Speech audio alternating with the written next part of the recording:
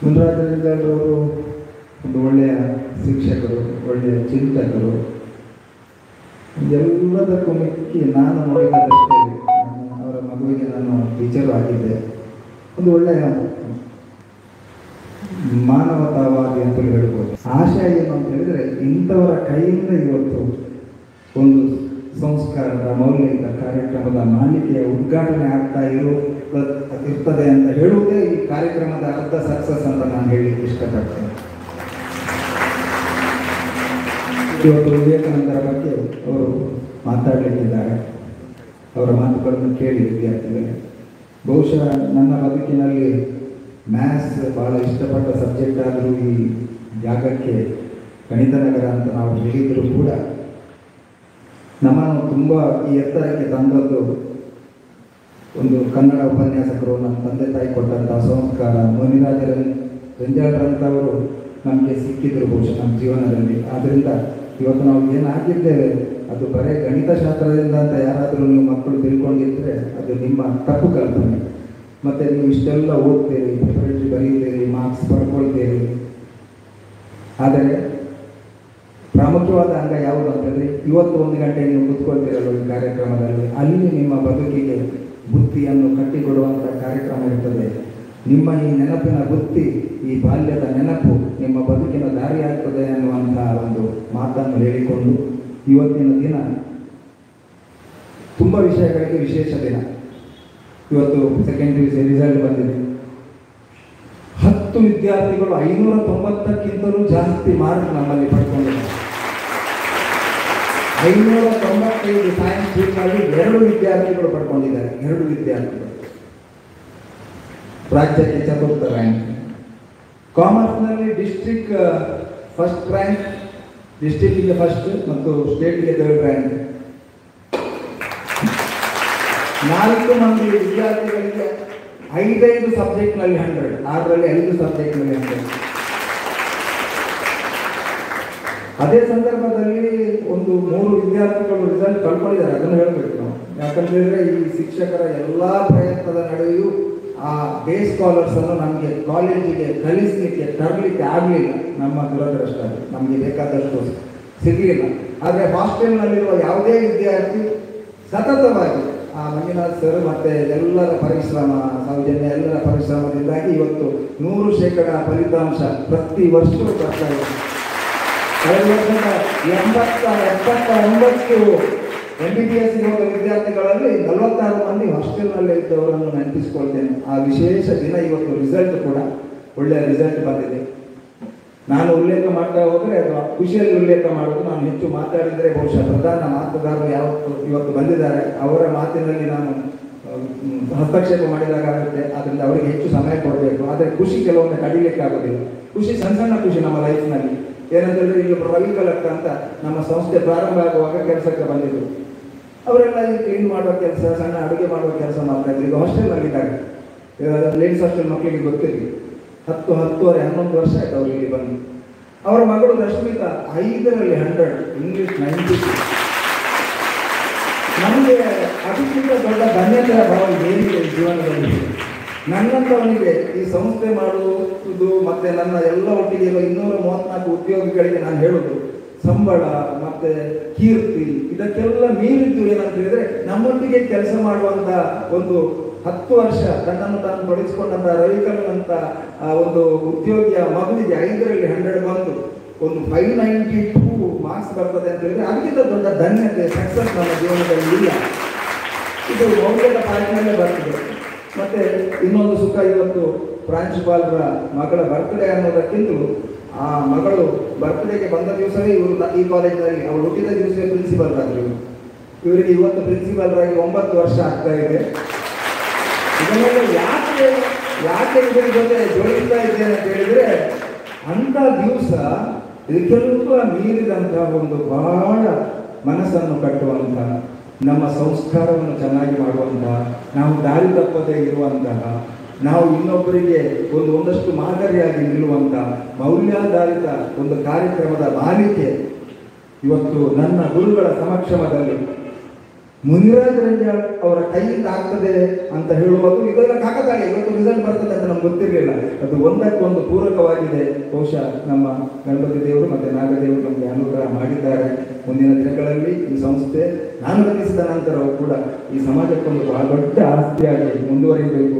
ನಾನು ಮುನಿರಾಜ್ ರಂಜಾಳರು ನಾವು ಎಷ್ಟು ವರ್ಷ ಇರ್ತೇವೆ ಗೊತ್ತಿಲ್ಲ, ಆದರೆ ಅವರು ಇವತ್ತು ಹೊತ್ತಿಸಿದ ಆ ದೀಪ ಮುಂದಿನ ದಿನಗಳಲ್ಲಿ ಇಲ್ಲಿ ಬರುವಂಥ ಎಲ್ಲ ವಿದ್ಯಾರ್ಥಿಗಳ ಜೀವನದ ದೀಪ ಆಗಬೇಕು. ಆ ಮಕ್ಕಳು ಎತ್ತರಕ್ಕೆ ಬೆಳಿಬೇಕು. ಅವರ ತಂದೆ ತಾಯಿಯನ್ನು ಗೌರವಿಸಿಕೊಂಡು ಸಮಾಜವನ್ನು ಗೌರವಿಸಿಕೊಂಡು ಈ ದೇಶದ ದೊಡ್ಡ ಆಸ್ತಿಯಾಗಿ, ಒಂದು ಮನುಕುಲಕ್ಕೆ ಬಹಳ ದೊಡ್ಡ ಆಸ್ತಿಯಾಗಿ ಈ ಚಿಂತನೆಯೊಟ್ಟಿಗೆ ಮುಂದಿನ ಜನಾಂಗಕ್ಕೆ ಒಂದು ಮಾದರಿಯಾಗಿ ನಿಲ್ಲುವವರು ಆಗಬೇಕು ಅಂತ ಹೇಳಿಕೊಂಡು, ನನ್ನ ಆತ್ಮೀಯರಾದ ಜಗದೀಶ್ ಮಾಸ್ಟ್ರು ಕೂಡ ಬರ್ತಾ ಇದ್ದಾರೆ, ಅವರಿಗೂ ಸ್ವಾಗತ ಕೊಡ್ತಾ ಇದ್ದೇನೆ. ಹಾಗೂ ಇತರ ಶಿಕ್ಷಕರಿದ್ದಾರೆ, ಅವರಿಗೂ ಸ್ವಾಗತ. ಈ ಜಗದೀಶ್ ಮಾಸ್ಟ್ರು ಕೂಡ ರಿಟೈರ್ಡ್ ಆಗಿದ್ದರೂ ಕೂಡ ಇಲ್ಲಿಯ ಮೌಲ್ಯಕ್ಕೋಸ್ಕರ ಅವರು ಬರ್ತಾರೆ. ಇಲ್ಲಿಯ ರಿಸಲ್ಟ್ ಅಲ್ಲ, ಅದಕ್ಕಿಂತಲೂ ಮೀರಿದೊಂದಿದೆ. ಅವರೆಲ್ಲ ನಮಗೆ ಈ ಸಂಸ್ಥೆಯನ್ನು ನಡೆಸಲಿಕ್ಕೆ ಆಶೀರ್ವಾದ ಮಾಡಿದವರು. ಅವರು ನಮ್ಮ ಯಾವುದೇ ಕಾರ್ಯಕ್ರಮ ಆದರೂ ಒಂದು ಕಡೆಗೆ ಬಂದು ಅದನ್ನು ಅವರ ಮನೆಯ ಕಾರ್ಯಕ್ರಮ ಅಂತ ತೆಗೊಂಡವರು. ಆದ್ದರಿಂದ ಇವತ್ತು ಇಂಥ ಕಾರ್ಯಕ್ರಮದ ಒಂದು ಪ್ರಾರಂಭ ಆಗ್ತಾ ಇದೆ. ಆದ್ದರಿಂದ ಪ್ರಾಸ್ತಾವನೆಯನ್ನು ಇಲ್ಲಿ ಮುಗಿಸುವ ಮೊದಲು ವಿದ್ಯಾರ್ಥಿಗಳೇ, ಇದು ಬಹುಶಃ ಜ್ಞಾನಸುಧಾದಿಂದ ಎಲ್ಲ ಸಬ್ಜೆಕ್ಟಿಗೆ ಮೀರಿ ಕೊಡುವಂಥ ಕಾರ್ಯಕ್ರಮ. ಇದನ್ನೆಲ್ಲ word by word, sentence by sentence ಮನನ ಮಾಡಿಕೊಳ್ಳಿ. ಎಲ್ಲ ನೆನಪಿಟ್ಟುಕೊಳ್ಳಿಕ್ಕೆ ಆಗದಿದ್ದರೆ ತೊಂದರೆ ಇಲ್ಲ. ಆ ನೆನಪಿನ ಬುತ್ತಿ ಕಟ್ಟಿಕೊಳ್ಳಿ. ಆ ಬುತ್ತಿಯಿಂದ ನಿಮ್ಮ ಮುಂದಿನ ಜೀವನದ ಪಯಣದಲ್ಲಿ ಈ ಮಾತುಗಳು ನಿಮಗೆ ಮಾರ್ಗದರ್ಶಕವಾಗಿ ನಿಲ್ಲಿ ಅಂತ ಹೇಳಿಕೊಂಡು, ಮುನಿರಾಜ್ ರಂಜಾಳ್ ಅವರಿಗೆ ನಮ್ಮ ಸಮಸ್ತ ಜ್ಞಾನಸುಧಾ ಕುಟುಂಬದ ಪರವಾಗಿ ನಾವು ನಿಮಗೆ ಆಭಾರಿಯಾಗಿದ್ದೇವೆ. ನಿಮ್ಮ ಮಾತು ಇವತ್ತು ಅದು ಅಮೃತ ವಾಕ್ಯವಾದ ಹಾಗೆ ಆಗಿ ನುಡಿದರೆ ಮುತ್ತಿನ ಹಾರದಂತಿರಬೇಕು, ನುಡಿದರೆ ಮಾಣಿಕ್ಯದ ದೀಪ್ತಿಯಂತಿರಬೇಕು, ನುಡಿದರೆ ಲಿಂಗ ಮೆಚ್ಚಿ ಹೌದು ಎನ್ನಬೇಕು, ನುಡಿಯೊಳಗಾಗಿ ನಡೆಯದಿದ್ದರೆ ಕೂಡಲ ಸಂಗಮ ದೇವ ಅವನೆಂತೊಲಿವನಯ್ಯ. ಆ ರೀತಿಯ ನುಡಿಯನ್ನು ಆ ಸರಸ್ವತಿ ನಿಮಗೆ ಕೊಟ್ಟಿದ್ದಾರೆ. ನಿಮಗೆ ಕಲಿಸಿದ ಟೀಚರ್ಸ್ ಧನ್ಯರು. ಆ ಧನ್ಯತೆಯನ್ನು ಉಪಯೋಗ ಮಾಡಿಕೊಂಡು ನೀವು ಮಾಡುವಂಥ ಕೆಲಸ ನಿಮಗೆ ಒಂದಷ್ಟು ಆರೋಗ್ಯ ಕೊಡಲಿ. ಯಾಕಂತ ಹೇಳಿದ್ರೆ ನಿಮ್ಮಂಥವರ ಆರೋಗ್ಯ ಇಂತಹ ಸಮಾಜ ಕಟ್ಟುವಲ್ಲಿಗೆ ಬಹಳ ದೊಡ್ಡ ವಿಷಯ. ಯಾಕಂತ ಹೇಳಿದ್ರೆ ರತ್ನಾಕರ ವರ್ಣಿ ಬಹಳ ದೊಡ್ಡ ಕವಿ. ಅವನನ್ನು ಅರ್ಥ ಮಾಡಿಕೊಳ್ಳುವುದರಲ್ಲಿ ಕರ್ನಾಟಕದಲ್ಲಿ ಅಲ್ಲ, ನಾನು ಹೇಳ್ಬೋದು ಅತ್ಯಂತಲೂ ಮೀರಿ ದೇಶದಲ್ಲಿ ಯಾರಾದರೂ ಒಬ್ಬರು ಇದ್ದರೆ ಅದು ಖಂಡಿತವಾಗಿ ನಾನು ಹೇಳ್ತೇನೆ, ಅದು ಮುನಿರಾಜ ರಂಜಾಳ್ ಅಂತ ಮಾತು ಹೇಳಿಕೊಂಡು ಈ ಸಮಸ್ತ ಪ್ರಶ್ನೆ ಪರವಾಗಿ ಮತ್ತು ಜ್ಞಾನಸುಧಾದ ಪರವಾಗಿ ತಮಗೆ ಸ್ವಾಗತ ಕೇಳಿಕೊಂಡು ನನ್ನ ಮಾತು ಮುಗಿಸ್ತಾ ಇದ್ದೇನೆ.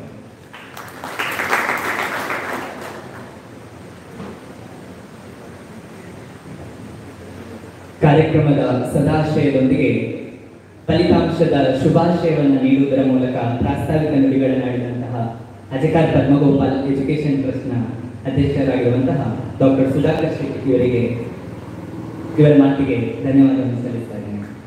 ಕಾರ್ಯಕ್ರಮದ ಮುಂದಕ್ಕೆ ಉದ್ಘಾಟನೆ. ಶಿಕ್ಷಣ ಎಂದರೆ ಬರಿಯ ಬೋಧನೆಯಲ್ಲ, ಜೀವನ ಎಂದರೆ ಬರೀ ಮಾಂಸಮೂರ್ತಿಗಳಿಂದ ಕೂಡಿದ ದೇಹವಲ್ಲ.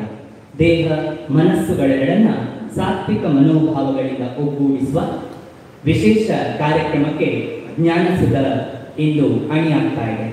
ಈ ಕಾರ್ಯಕ್ರಮದ ಉದ್ಘಾಟನೆಯನ್ನು ಮೌಲ್ಯಸುಧಾ ಮೌಲಿಕ ಕಾರ್ಯಕ್ರಮಗಳ ಮಾಸಿಕ ಕಾರ್ಯಕ್ರಮವನ್ನು ದೀಪ ಬೆಳಗುವುದರ ಮೂಲಕ ಉದ್ಘಾಟಿಸಲು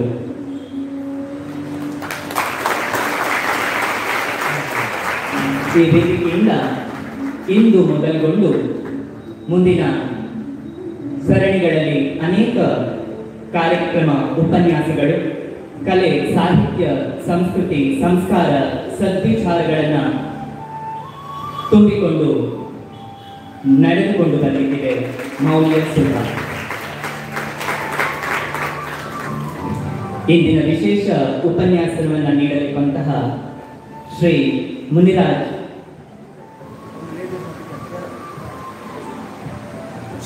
ಪ್ರಥಮ PUC ಅಥವಾ ದ್ವಿತೀಯ PUC ಒಬ್ಬ ಬಾಲಕ ವಿದ್ಯಾರ್ಥಿ ಅಥವಾ ಬಾಲಕ ವಿದ್ಯಾರ್ಥಿ ವೇದಿಕೆಗೆ ಬರಬೇಕು ಅಂತ ಕೇಳ್ಕೊಳ್ತಾ ಇದ್ದೇನೆ. ಭಾರದ್ವಾಜ್.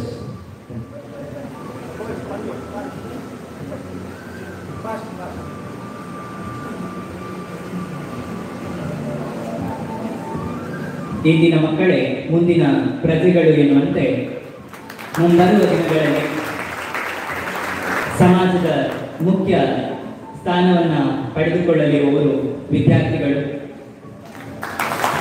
ಅವರ ಅಮೃತ ಹಸ್ತದಿಂದ ಈ ಕಾರ್ಯಕ್ರಮ ಉದ್ಘಾಟನೆಗೊಂಡಿದೆ.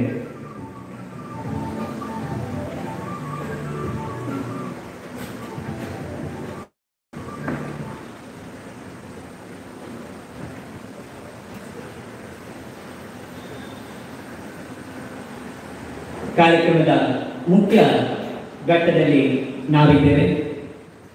ಇಂದಿನ ಮೌಲ್ಯ ಸುಧ ವಿಶೇಷ ಉಪನ್ಯಾಸ ಕಾರ್ಯಕ್ರಮದಲ್ಲಿ ಮುನಿರಾಜ್ ರೆಂಜಾಳ ಅವರ ಬಗ್ಗೆ ಪುಟಗಟ್ಟಲೆ ಮಾತನಾಡಬಹುದು. ಆದರೆ ಅವರ ಪರಿಚಯ ಸ್ವಲ್ಪ ಎನ್ನುವಷ್ಟೇ ಮನಸ್ಥಿತಿಗೆ ಬಂದು ನಿಲ್ತದೆ. ಇವರ ಪರಿಚಯವನ್ನು ತಮ್ಮ ಮುಂದೆ ವ್ಯಕ್ತಪಡಿಸ್ತಾ ಇದ್ದೇನೆ. ಕಾರ್ಕಳ ತಾಲೂಕಿನ ರೆಂಜಾಳದವರಾದ ಇವರು MA BA ಪದವೀಧರರಾಗಿದ್ದಾರೆ. 37 ವರ್ಷಗಳ ಕಾಲ ಪ್ರೌಢಶಾಲಾ ಅಧ್ಯಾಪಕರಾಗಿ ದುಡಿದು ಕೊನೆಯ 5 ವರ್ಷಗಳ ಕಾಲ ಮುಖ್ಯೋಪಾಧ್ಯಾಯರಾಗಿ ಕೆಲಸ ಮಾಡಿ 2021ರಲ್ಲಿ ನಿವೃತ್ತರಾಗಿ ಈಗ ವಿಶ್ರಾಂತ ಜೀವನವನ್ನು ನಡೆಸುತ್ತಿದ್ದಾರೆ. ಮಂಗಳೂರು ಆಕಾಶವಾಣಿಯಿಂದ ಇವರ ಚಿಂತನ, ಭಾಷಣ, ಚರ್ಚೆ, ರಸಪ್ರಶ್ನೆ ಹಾಗೂ 12 ವರ್ಷಗಳಿಗೊಮ್ಮೆ ನಡೆಯುವಂತಹ ಶ್ರೀ ಮಹಾಮಸ್ತಕಾಭಿಷೇಕದ ಸಂದರ್ಭ ವಿವಿಧ ಉತ್ಸವಗಳ ವೀಕ್ಷಕ ವಿವರಣೆಯನ್ನು ಕೂಡ ಮಾಡ್ತಾ ಇರುವವರು ಇವರು ನಮ್ಮವರಾಗಿದ್ದಾರೆ. ಕರ್ನಾಟಕ ತುಳು ಸಾಹಿತ್ಯ ಅಕಾಡೆಮಿಯ ಮಾಜಿ ಸದಸ್ಯರು, ವರ್ಧಮಾನ ಪ್ರಶಸ್ತಿ ಪೀಠದ ಸಹ ನಿರ್ದೇಶಕರು, ಆಳ್ವಾಸ್ ನುಡಿಸಿರಿ ಸಮಿತಿಯ ಉಪಾಧ್ಯಕ್ಷರಾಗಿಯೂ ಕಾರ್ಯನಿರ್ವಹಿಸಿದವರು ನಮ್ಮ ಇಂದಿನ ಗಣ್ಯ ಉಪಸ್ಥಿತಿಯಲ್ಲಿರುವಂತಹ ಶ್ರೀ ಮುನಿರಾಜ್ ರೆಂಜಾಳೆಯವರು. ಕನ್ನಡ ಸಾಹಿತ್ಯ ಪರಿಷತ್ತಿನ ಕಾರ್ಕಳ ಘಟಕದ ಕಾರ್ಯದರ್ಶಿಯಾಗಿಯೂ ಕೆಲಸ ಮಾಡಿದ ಅನುಭವ ಇವರದು. ತಾಲೂಕು, ಜಿಲ್ಲಾ ಹಾಗೂ ರಾಜ್ಯ ಮಟ್ಟದ ಸಾಹಿತ್ಯ ಸಮ್ಮೇಳನಗಳಲ್ಲಿ ಪ್ರಬಂಧವನ್ನು ಮಂಡಿಸಿ ಅನೇಕ ಸಮ್ಮೇಳನಗಳಲ್ಲಿ ಪ್ರಸಿದ್ಧ ಕಾವ್ಯಕೃತಿಗಳ ಗಮಕ ವಾಚನಕ್ಕೆ ವ್ಯಾಖ್ಯಾನವನ್ನು ಕೂಡ ನೀಡಿದ ಗಮಕಿ ಕೂಡ ಇವರಾಗಿದ್ದಾರೆ. ಕಾರ್ಕಳ ತಾಲೂಕಿನ 15ನೇ ಕನ್ನಡ ಸಾಹಿತ್ಯ ಸಮ್ಮೇಳನದ ಸರ್ವಾಧ್ಯಕ್ಷತೆಯ ಗೌರವವು ಕೂಡ ದೊರೆತಿರುವುದು ನಮಗೆ ಹೆಮ್ಮೆ ತರುವಂತಹದ್ದು. ಸಾಹಿತ್ಯ ಮತ್ತು ಶಿಕ್ಷಣ ಕ್ಷೇತ್ರದ ಸೇವೆಗಾಗಿ 2019ರಲ್ಲಿ ಉಡುಪಿ ಜಿಲ್ಲಾ ರಾಜ್ಯೋತ್ಸವ ಪ್ರಶಸ್ತಿಯು ಕೂಡ ಇವರಿಗೆ ಲಭಿಸಿದೆ ಎನ್ನುವುದನ್ನು ಈ ಹೊತ್ತು ಸ್ಮರಿಸಿಕೊಳ್ತಾ ಇದ್ದೇನೆ. ಲೇಖಕರಾಗಿ ನಾಡಿನ ಹಲವು ಪತ್ರಿಕೆಗಳು, ಸ್ಮರಣ ಸಂಚಿಕೆಗಳಲ್ಲಿ ಮೌಲಿಕ ಲೇಖನಗಳು ಇವರಿಂದ ಪ್ರಕಟವಾಗಿದೆ.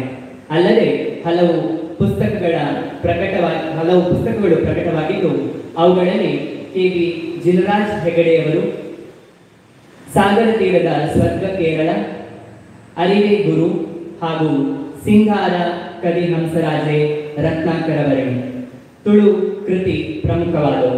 ಹಾಗೆಯೇ ಹಲವಾರು ಸಂಪಾದಿತ ಮತ್ತು ಸಹ ಸಂಪಾದಿತ ಕೃತಿಗಳನ್ನು ಕೂಡ ಪ್ರಕಟಿಸಿದ್ದಾರೆ. ಬಹಳ ಮುಖ್ಯವಾಗಿ ಕರ್ನಾಟಕದ ನಾಡಿನೆಲ್ಲೆಡೆ ಶ್ರೀ ಮುನಿರಾಜ್ ರೆಂಜಾಳ ಎಂದರೆ ರತ್ನಾಕರವರ್ಣಿ ಎನ್ನುವಂತಹ ಹೆಸರೇ ಬರ್ತದೆ. ಮಹಾಕವಿ ರತ್ನಾಕರವರ್ಣಿಯ ಭರತೇಶ ವೈಭವವನ್ನು ವ್ಯಾಖ್ಯಾನ ಪ್ರವಚನದ ಮೂಲಕವಾಗಿ ಇವತ್ತು ನಾಡಿನೆಲ್ಲೆಡೆ ಖ್ಯಾತರಾಗಿದ್ದಾರೆ. ನಮ್ಮ ಇಂದಿನ ಕಾರ್ಯಕ್ರಮದ ಮುಖ್ಯ ವಾಗ್ಮಿಯಾಗಿ ಆಗಮಿಸಿದ್ದಾರೆ. ಇದೀಗ ನಮ್ಮನ್ನು ಉದ್ದೇಶಿಸಿ ಸ್ವಾಮಿ ವಿವೇಕಾನಂದರ ಜೀವನಾದರ್ಶಗಳು ಎನ್ನುವ ವಿಚಾರದ ಕುರಿತಂತೆ ಉಪನ್ಯಾಸವನ್ನ ನಡೆಸಿಕೊಂಡಿದ್ದಾರೆ. ಇವರಿಗೆ ಇದೀಗ ನಮ್ಮ ವೇದಿಕೆ.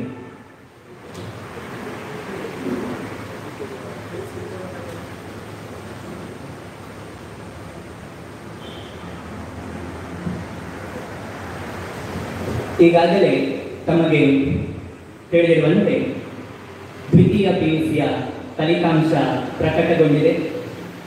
ಜ್ಞಾನಸುಧ 99.5% ಸಂಪಾದಿಸಿದೆ. ವಿಜ್ಞಾನ ವಿಭಾಗದಲ್ಲಿ ಚಿರಂತ್ ಕೆ ಮತ್ತು ಪ್ರಜ್ಞಾ ವಿ 595 ಅಂಕ ಗಳಿಸಿ ರಾಜ್ಯ ಮಟ್ಟದಲ್ಲಿ 4ನೇ ಸ್ಥಾನವನ್ನು ಗಳಿಸಿಕೊಂಡಿದ್ದಾರೆ. ವಾಣಿಜ್ಯ ವಿಭಾಗದಲ್ಲಿ ಛಾಯಾ ಪೈ ಇವರು 594 ಅಂಕ ಗಳಿಸಿ ಉಡುಪಿ ಜಿಲ್ಲೆಗೆ ಮೊದಲ ಸ್ಥಾನಿಯಾಗಿ ಕರ್ನಾಟಕ ರಾಜ್ಯಕ್ಕೆ ತೃತೀಯ ಸ್ಥಾನಿಯಾಗಿ ಹೊರಹೊಮ್ಮಿದ್ದಾರೆ. ವಿಜ್ಞಾನ ವಿಭಾಗದಿಂದ 504 ವಿದ್ಯಾರ್ಥಿಗಳಲ್ಲಿ 501 ವಿದ್ಯಾರ್ಥಿಗಳು ತೇರ್ಗಡೆ ಹೊಂದಿ 99 0.4% ಫಲಿತಾಂಶ ದಾಖಲಾಗಿದೆ. ಹಾಗೆಯೇ ಒಟ್ಟು 10 ಮಂದಿ ವಿದ್ಯಾರ್ಥಿಗಳು 590ಕ್ಕಿಂತ ಅಧಿಕ ಅಂಕ ಗಳಿಸಿದ್ದು, ವಿಜ್ಞಾನ ವಿಭಾಗದಲ್ಲಿ ಚಿರಂತೆ, ಪ್ರಜ್ಞಾವಿ, ಸ್ತುತಿ, ದಿಯಾ ಉದಯ್ ಶೆಟ್ಟಿ, ಉತ್ತಮ್ ವೇದಿಕೆಯ ಮುಂಭಾಗದಲ್ಲಿದ್ದರೆ ಉತ್ತಮ್ ಮಾನ್ಯ ಕಾರ್ಯಕ್ರಮದ ಗಣ್ಯ ವ್ಯಕ್ತಿಯಾಗಿರುವಂತಹ ಶ್ರೀ ಮುನಿರಾಜ್ ರೆಂಜಾಳ ಇವರಿಂದ ಹೂಗುಚ್ಛವನ್ನ ಪಡೆದುಕೊಳ್ಬೇಕಾಗಿ ಕೇಳಿಕೊಳ್ತಾ ಇದ್ದೇನೆ. ವೈಷ್ಣವಿ ಎನ್, ಅಖಿಲ್ ಬಾಗ್ಲೆ,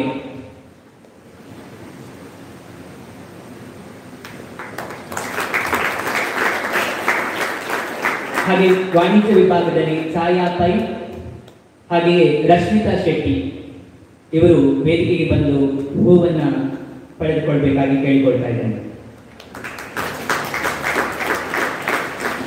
ವಿಷಯವಾರು ವಿಭಾಗದಲ್ಲಿ 100ಕ್ಕೆ 100 ಅಂಕವು ಗಣಿತಶಾಸ್ತ್ರದಲ್ಲಿ 148, ಭೌತಶಾಸ್ತ್ರದಲ್ಲಿ 23, ರಸಾಯನಶಾಸ್ತ್ರದಲ್ಲಿ 43, ಜೀವಶಾಸ್ತ್ರದಲ್ಲಿ 30, ಗಣಕ ವಿಜ್ಞಾನದಲ್ಲಿ 45, ಸಂಖ್ಯಾಶಾಸ್ತ್ರದಲ್ಲಿ 22, ವ್ಯವಹಾರ ಅಧ್ಯಯನದಲ್ಲಿ 10, ಲೆಕ್ಕಶಾಸ್ತ್ರದಲ್ಲಿ 15, ಮೂಲ ಗಣಿತದಲ್ಲಿ 6, ಸಂಸ್ಕೃತದಲ್ಲಿ 41, ಕನ್ನಡದಲ್ಲಿ ಮತ್ತು ಹಿಂದಿಯಲ್ಲಿ ತಲಾ 2 ಪತ್ರಿಕೆಗಳು 100ಕ್ಕೆ 100 ಅಂಕವನ್ನು ಗಳಿಸಿ ಒಟ್ಟು 387 ಪತ್ರಿಕೆಯು 100ಕ್ಕೆ 100 ಅಂಕವನ್ನು ಸಂಪಾದಿಸಿರುತ್ತದೆ.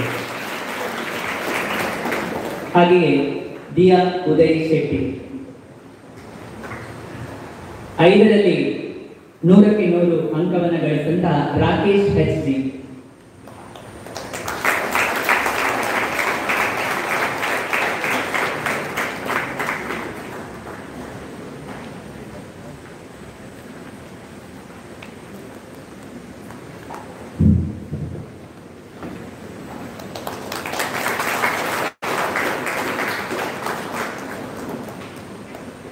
ಕಾರ್ಯಕ್ರಮದ ಮುಂದಕ್ಕೆ ವಿಶೇಷ ಉಪನ್ಯಾಸ ಶ್ರೀ ಮುನಿರಾಜ್ ರೆಂಜಾಳ ಇವರಿಂದ.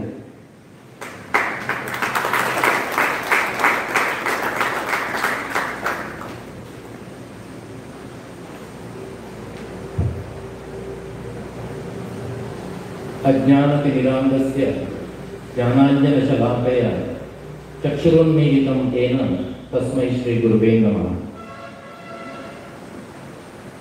ಜ್ಞಾನಸುಧಾ ವಿದ್ಯಾಸಂಸ್ಥೆಯ ಈ ಸುಂದರವಾದಂತಹ ಪರಿಸರದಲ್ಲಿ ಹೊಸದಾಗಿ ಶುಭಾರಂಭಗೊಳ್ಳುತ್ತಿರುವಂತಹ ಮೌಲ್ಯಸುಧಾದ ಉದ್ಘಾಟನೆ ಮತ್ತು ಇವತ್ತಿನ ಕಾರ್ಯಕ್ರಮದ ವೇದಿಕೆ ಮೇಲಿರುವಂತಹ ಎಲ್ಲ ಆದರಣೀಯ ಹಿರಿಯರೇ ಮತ್ತು ನನ್ನ ಮುಂದಿರ್ತಕ್ಕಂಥ ಎಲ್ಲ ಸಹೃದಯ ಬಂಧುಗಳು,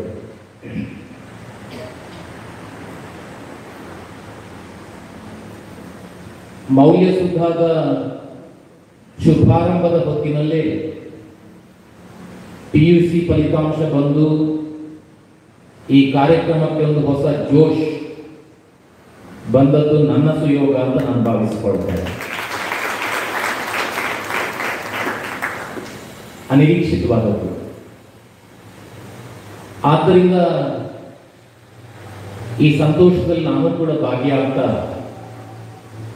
99.5% ಫಲಿತಾಂಶ ಬರುವುದಕ್ಕೆ ಕಾರಣಕರ್ತರಾದ ಆಡಳಿತ ಮಂಡಳಿ, ದುಡಿದಿರ್ತಕ್ಕಂತಹ ಅಧ್ಯಾಪಕರಿಂದ, ಸ್ಪಂದಿಸಿ ಸಾಧನೆ ಮಾಡಿರ್ತಕ್ಕಂಥ ಎಲ್ಲ ವಿದ್ಯಾರ್ಥಿಗಳು, ಇವರೆಲ್ಲರನ್ನೂ ಕೂಡ ಒಂದೇ ಮಾತಿನಲ್ಲಿ ಬಹಳ ಪ್ರೀತಿಯಿಂದ ಅಭಿನಂದಿಸ್ತೇನೆ. ಈ ಪರಂಪರೆ ಮುಂದುವರಿಯಲಿ ಅಂತ ಕೂಡ ಹಾರೈಸ್ತೇನೆ. ಜ್ಞಾನಸುಧಾದ ಈ ಗಣಿತ ನಗರಕ್ಕೆ ನಾನೇನು ಹೊಸದಾಗಿ ಬಂದದ್ದಲ್ಲ. ಆತ್ಮೀಯರಾದ ಸುಧಾಕರ್ ಶೆಟ್ಟರಿಗೆ ಖಂಡಿತ ನೆನಪಿದೆ. ಇನ್ನು ಬಿಲ್ಡಿಂಗ್ ಅರ್ಧ ಮಟ್ಟದಲ್ಲಿ ಬೆಳೀತಾ ಇರೋ ಹೊತ್ತಿಗೆ ಒಂದು ದಿವಸ ಸಂಜೆ ನಾವು ಬಹಳ ಪ್ರೀತಿಯಿಂದ ಈ ಕ್ಯಾಂಪಸ್ಗೆ ಬಂದಿದ್ವಿ. ಇನ್ನು ಕಾಲೇಜಿನ ಕಟ್ಟಡವೇ ಆಗಿರಲಿಲ್ಲ. ಸಂಜೆ ಇದೆಲ್ಲ ಸುತ್ತಾಡಿ ಒಂದು ರೀತಿಯಲ್ಲಿ ಅವರ ಕನಸುಗಳನ್ನ ಹಂಚಿಕೊಳ್ತಾ ಇದ್ರು ಅವರು. ಇವತ್ತು ನಾನು ಅವರನ್ನು ಅಭಿನಂದಿಸಬೇಕು ಯಾಕೆ ಕೇಳಿದ್ರೆ, ಆ ಕನಸೆಲ್ಲ ನನಸಾಗಿ ನಮ್ಮ ಕಣ್ಮುಂದೆ ಕಂಗೊಳಿಸ್ತಾ ಇರೋ ಹೊತ್ತಿಗೆ ನಿಮ್ಮ ಶ್ರಮ ಸಾರ್ಥಕ ಆಗಿದೆ ಎನ್ನುವುದಕ್ಕಾಗಿ ಅವರನ್ನು ಬಹಳ ಪ್ರೀತಿಯಿಂದ ಅಭಿನಂದಿಸ್ತೇನೆ. ಅವರೇ ಹೇಳಿದ ಹಾಗೆ ನಾನು ಅದನ್ನು ತಿರುಗಿಸಿ ಹೇಳುವುದಾದ್ರೆ, ಇದರ ಕುರಿತೇ ಮಾತನಾಡೋದಾದ್ರೂ 1 ಗಂಟೆ ಮಾತಾಡಬಹುದು. ಆದರೆ ಇವತ್ತಿನ ವಿಷಯ ಅಪ್ರಸ್ತುತ ಆಗ್ತದೆ ಆದ್ರಿಂದ ನಾನು ಟ್ರ್ಯಾಕಿಗೆ ಬರಬೇಕು. ನಾನು ಇಲ್ಲಿಗೆ ಬರುವಾಗಲೇ ಚಪ್ಪಾಳೆ ಹೊಡೆದ್ರಿ, ನಂಗೆ ಸ್ವಲ್ಪ ಭಯ ಆಗ್ಲಿಕ್ಕೆ ಶುರುವಾಯಿತು. ಮಾತೆಲ್ಲ ಮುಗಿಸಿದ ಮೇಲೆ ಚಪ್ಪಾಳೆ ಹೊಡೆದಿದ್ರೆ ಖುಷಿ ಪಡಬಹುದಾಗಿತ್ತು. ಆದರೆ ಪ್ರಾರಂಭದಲ್ಲಿ ಹೊಡಿತಾ ಇದ್ದಾರೆ ಅನ್ನುವಾಗ ಒಂದು ರೀತಿಯ ಆತಂಕ. ಏನು ಆತಂಕ ಅಂದ್ರೆ ನಿಮ್ಮ ಚಪ್ಪಾಳೆ ಹಿಂದೆ ಒಂದು ದೊಡ್ಡ ನಿರೀಕ್ಷೆ. ಆ ನಿರೀಕ್ಷೆಗೆ ಮುಟ್ಟಬಲ್ಲೆನೋ ಎನ್ನುವ ಆತಂಕ ನನ್ನನ್ನು ಕಾಡ್ತದೆ. ಆದ್ರಿಂದ ದೇವರಲ್ಲಿ ಪ್ರಾರ್ಥನೆ ಮಾಡ್ತೇನೆ, ನನಗೆ ಆ ಶಕ್ತಿ ಕೊಡು ಅಂತ. ಇವತ್ತು ನಾನು ಮಾತಾಡ್ಲಿಕ್ಕೆ ಮಾತ್ರ ಉಂಟು ಅಂತ ನಾನು ಅನ್ಕೊಳ್ತಾ ಇದ್ದೆ. ಉದ್ಘಾಟನೆ ಮಾಡಬೇಕಾಗಿದೆ ಅಂತ ನನಗೆ ಗೊತ್ತಿರಲಿಲ್ಲ. ಅದು ಒಂದು ಸುಯೋಗ. ಆದ್ರೆ ಈಗ ಮಾನ್ಯ ಸುಧಾಕರ್ ಶೆಟ್ಟರಲ್ಲಿ, ಇಲ್ಲಿರುವಂತಹ ಎಲ್ಲ ಉಪನ್ಯಾಸದ ಬಂಧುಗಳಲ್ಲಿ ಮತ್ತು ನಿಮ್ಮೆಲ್ಲರಲ್ಲಿ ಕೂಡ ವಿನಂತಿ ಮತ್ತು ಪ್ರಾರ್ಥನೆ ಮಾಡ್ತೇನೆ. ಈ ಒಂದು ಸರಣಿ ಕಾರ್ಯಕ್ರಮ ಏನಿದೆ ಇದನ್ನ ಬಹಳ ಚೆನ್ನಾಗಿ, ಬಹಳ ಉತ್ತಮವಾಗಿ ತಾವೆಲ್ಲ ನಡೆಸ್ಕೊಂಡು ಹೋಗ್ಬೇಕು. ಯಾಕೆಂದ್ರೆ ನಮ್ಮೊಂದು ಸ್ವಾರ್ಥ. ಏನ್ ಸ್ವಾರ್ಥ ಅಂದ್ರೆ, ಇದೇನಾದ್ರೂ ಚೆನ್ನಾಗಿ ನಡ್ಕೊಂಡು ಹೋಗ್ಲಿಲ್ಲ ಅಂದ್ರೆ ನೀವು ತಿರುಗಿ ನೋಡ್ತೀರಿ, ಅದು ಯಾರು ಉದ್ಘಾಟಿಸಿದ್ದು ಅಂತ. ಅಪಕೀರ್ತಿ ನನಗೆ ಬರ್ತದೆ. ಹಾಗಾಗಿ ಅಪಕೀರ್ತಿ ಬಾರದ ಹಾಗೆ ಈ ಸರಣಿಯನ್ನ ಬಹಳ ಚೆನ್ನಾಗಿ ಮುಂದುವರಿಸಿಕೊಂಡು ಹೋಗಿ ಅಂತ ಹೇಳ್ತಾ, ದೀಪ ಹಚ್ಚುವಾಗ ಮಹಾಗಣಪತಿಯನ್ನು ಮತ್ತು ಸರಸ್ವತಿಯನ್ನು ಸ್ಮರಣೆ ಮಾಡಿ ನೀವೇ ಇದಕ್ಕೆ ಮಾರ್ಗದರ್ಶಕರಾಗಬೇಕು ಅಂತ ಅವರ ಹತ್ರ ಪ್ರಾರ್ಥನೆ ಮಾಡಿ ಹಚ್ಚಿದ್ದೇನೆ. ಹಾಗಾಗಿ ಜವಾಬ್ದಾರಿ ಅವರಿಗೆ ಮುಟ್ಟಿಸಿಬಿಡ್ತೇನೆ. ಕೃಷ್ಣಾರ್ಪಣಮಸ್ತು ಅಂತ. ಬಂಧುಗಳೇ, ಈ ಹೊತ್ತು ಮೌಲ್ಯ ಸುಧಾದ ಮೊದಲ ಸರಣಿ ಕಾರ್ಯಕ್ರಮ. ನಾನು ಮತ್ತು ಒಂದು ದೃಷ್ಟಿಯಿಂದ ಜಂಬ ಪಟ್ಕೊಳ್ಳೋದು, ನೀವಿನ್ನು ಮೌಲ್ಯ ಸುಧಾದ 100,000 ಸರಣಿ ಕಾರ್ಯಕ್ರಮ ಮಾಡಿ. ಆದ್ರೆ ನಾನು ಎದೆ ತಟ್ಟಿಕೊಂಡು ಹೇಳಿದ್ದು, ಮೊದಲು ಮಾತನಾಡಿದ್ದು ನಾನು ಅಂತ. ಆ ಒಂದು ಅವಕಾಶ ನೀವು ಪ್ರೀತಿಯಿಂದ ಕೊಟ್ಟಿದ್ದೀರಲ್ಲ, ಅದಕ್ಕಾಗಿ ಪ್ರೀತಿಯ ಕೃತಜ್ಞತೆಗಳನ್ನು ಸಲ್ಲಿಸ್ತೇನೆ. ಇತ್ತೀಚೆಗೆ ಕೆಲವು ಪ್ರಶಸ್ತಿಗಳು, ಅದಕ್ಕೆ ಗಂಟೆಗಟ್ಟಲೆ ನನಗೆ ಪ್ರಶಸ್ತಿ ಬೇಡ ಅಂತ ಜಗಳ ಮಾಡಿದ ಮೇಲೂ ಅನಿವಾರ್ಯವಾಗಿ ಅದನ್ನು ಸ್ವೀಕರಿಸಬೇಕಾದಾಗ ಹೇಳಿದಂತ ಒಂದು ಮಾತು ಇಲ್ಲಿ ನೆನಪು ಮಾಡಿಕೊಳ್ಳುತ್ತೇನೆ. ನಾನೇನು ಅನ್ಕೊಂಡಿದ್ದೇನೆ ಅಂದ್ರೆ, ಯಾವನೇ ಒಬ್ಬ ವ್ಯಕ್ತಿ, ಒಂದು ಸಂಸ್ಥೆ ನನ್ನನ್ನು ಕರೆದು ನೀವು ಇಲ್ಲಿ ಮಾತಾಡಿ ಒಂದು ಕೆಲಸ ಮಾಡಿ ಅಂತ ಹೇಳಿದ್ರೆ, ಆ ಕೊಡುವ ಅವಕಾಶವೇ ದೊಡ್ಡ ಪ್ರಶಸ್ತಿ ನಾನು ತಿಳ್ಕೊಂಡದ್ದು. ಹಾಗಾಗಿ ಇವತ್ತು ಜ್ಞಾನಸುಧಾದಲ್ಲಿ ಹೆಸರಿನಲ್ಲಿ ಪ್ರಶಸ್ತಿ ಕೊಡದೇ ಇರಬಹುದು, ಆದ್ರೆ ಪ್ರೀತಿಯಿಂದ ನೆನಪು ಮಾಡಿಕೊಂಡು ಇಲ್ಲಿ ಬಂದು ಒಂದು 3/4 ಗಂಟೆ ಮಾತಾಡಿ ಅಂತ ನೀವು ಹೇಳಿದ್ರಲ್ಲ, ಇದೇ ದೊಡ್ಡ ಪ್ರಶಸ್ತಿ ಅಂತ ಭಾವಿಸ್ತೇನೆ. ಅದಕ್ಕಾಗಿ ಕೂಡ ಕೃತಜ್ಞತೆಗಳನ್ನು ಸಲ್ಲಿಸ್ತೇನೆ. ಹೀಗೆ ಮಾತಾಡ್ತೋದ್ರೆ ಮತ್ತೆ ಟ್ರ್ಯಾಕ್ ತಪ್ಪುತ್ತದೆ. ಪುನಃ ಟ್ರ್ಯಾಕಿಗೆ ಬರ್ಬೇಕು ನಾವು. ಸ್ನೇಹಿತರೆ, ನಾವೆಲ್ಲ ಈ ಜಗತ್ತಿನಲ್ಲಿ ಬದುಕ್ತಾ ಇದ್ದೇವೆ, ಬದುಕು ನಡೆಸ್ತಾ ಇದ್ದೇವೆ. ಆದರೆ ಬದುಕಿಗೆ ಒಂದು ಉದ್ದೇಶ, ಒಂದು ಗುರಿ ಇರಬೇಕಲ್ಲ. ಉದ್ದೇಶವಿಲ್ಲದ, ಗುರು ಇಲ್ಲದ ಬದುಕು ಅದು ವ್ಯರ್ಥವಾದಂತಹ ಒಂದು ಕೆಲಸ ಅಷ್ಟೇ. ಹಾಗಾಗಿ ನಮ್ಗೆಲ್ಲರಿಗೂ ಕೂಡ ನನ್ನ ಬದುಕು ಯಾಕಾಗಿ ಎನ್ನುವ ಪ್ರಶ್ನೆಗೆ ನಮಗೆ ನಿರ್ದಿಷ್ಟವಾದಂತಹ ಉತ್ತರ ಗೊತ್ತಿರಬೇಕು. ಗೊತ್ತಿದ್ದಾಗ ಮಾತ್ರ ಆ ಉದ್ದೇಶವನ್ನ ಸಾಧನೆ ಮಾಡುವುದಕ್ಕಾಗಿ ಅದರ ಕಡೆಗೆ ನಾವು ಚಲಿಸುವುದಕ್ಕೆ ಪ್ರಾರಂಭ ಮಾಡ್ತೇವೆ. ಇಲ್ಲದೇ ಇದ್ರೆ ನಾವು ವಿಫಲರಾಗ್ತೇವೆ. ಇದಕ್ಕೆ ಒಂದು ಸಣ್ಣ ಘಟನೆಯನ್ನು ಉದಾಹರಿಸ್ತೇನೆ ನಾನು. ತರುಣ್ ಸಾಗರ್ಜಿಯವರ ಘಟನೆ ಇದೆ. ತರುಣ್ ಸಾಗರ್ಜಿಯವರ ಬಗ್ಗೆ ಕೇಳಿರ್ಬೋದು ನೀವು. ವಿಜಯ ಕರ್ನಾಟಕದಲ್ಲಿ ಕಾಲಂ ಬರ್ತಾ ಇತ್ತು ಅವರ ಬಗ್ಗೆ, ಅಂಗಣ ಬರ್ತಾ ಇತ್ತು. ಬಹಳ ಪ್ರಸಿದ್ಧರಾದಂತಹ ಒಬ್ಬ ಜೈನ ಸಾಧು. ಬಹಳ ಚಿಕ್ಕ ವಯಸ್ಸಿನಲ್ಲಿ ಅವರು ನಿರ್ಮಾಣ ಹೊಂದಿಬಿಟ್ರು.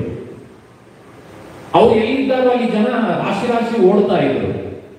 ಹಾಗಿರ್ಬೇಕಾದ್ರೆ ಒಂದ್ಸಲ ಚಾತುರ್ಮಾಸದಲ್ಲಿ, ಮಳೆಗಾಲದ ಸಂದರ್ಭದಲ್ಲಿ ಒಂದ್ ಕಡೆ ಅವ್ರು ಚಾತುರ್ಮಾಸ ಮಾಡ್ತಾ ಇದ್ರು. ಆ ದಾರಿಯಲ್ಲಿ ಒಬ್ಬ ಕಾಲೇಜ್ ಹುಡುಗ ಹೋಗ್ತಾ ಇದ್ದ. ಅವನು ಬೋರ್ಡ್ ನೋಡಿದ, ಓ ತರುಣ್ ಸಾಗರ್ಜಿ ಇಲ್ಲಿ ಇದ್ದಾರೆ, ಒಂದು ಸೆಲ್ಯೂಟ್ ಹೊಡೆದು ಬಂದ್ಬಿಡೋಣ ಅಂತ ಯೋಚನೆ ಮಾಡಿದ್ದೆ. ಕಟ್ ಅಂತ ಒಳಗೆ ಹೋಗ್ಬಿಟ್ಟ. ಒಳಗೆ ಹೋಗಿ ತರುಣ್ ಸಾಗರ್ಜಿ ಅವರಿಗೆ ನಮಸ್ಕಾರ ಮಾಡಿ ಒಂದು ಗಳಿಗೆ ಅಲ್ಲೇ ಕೂತ.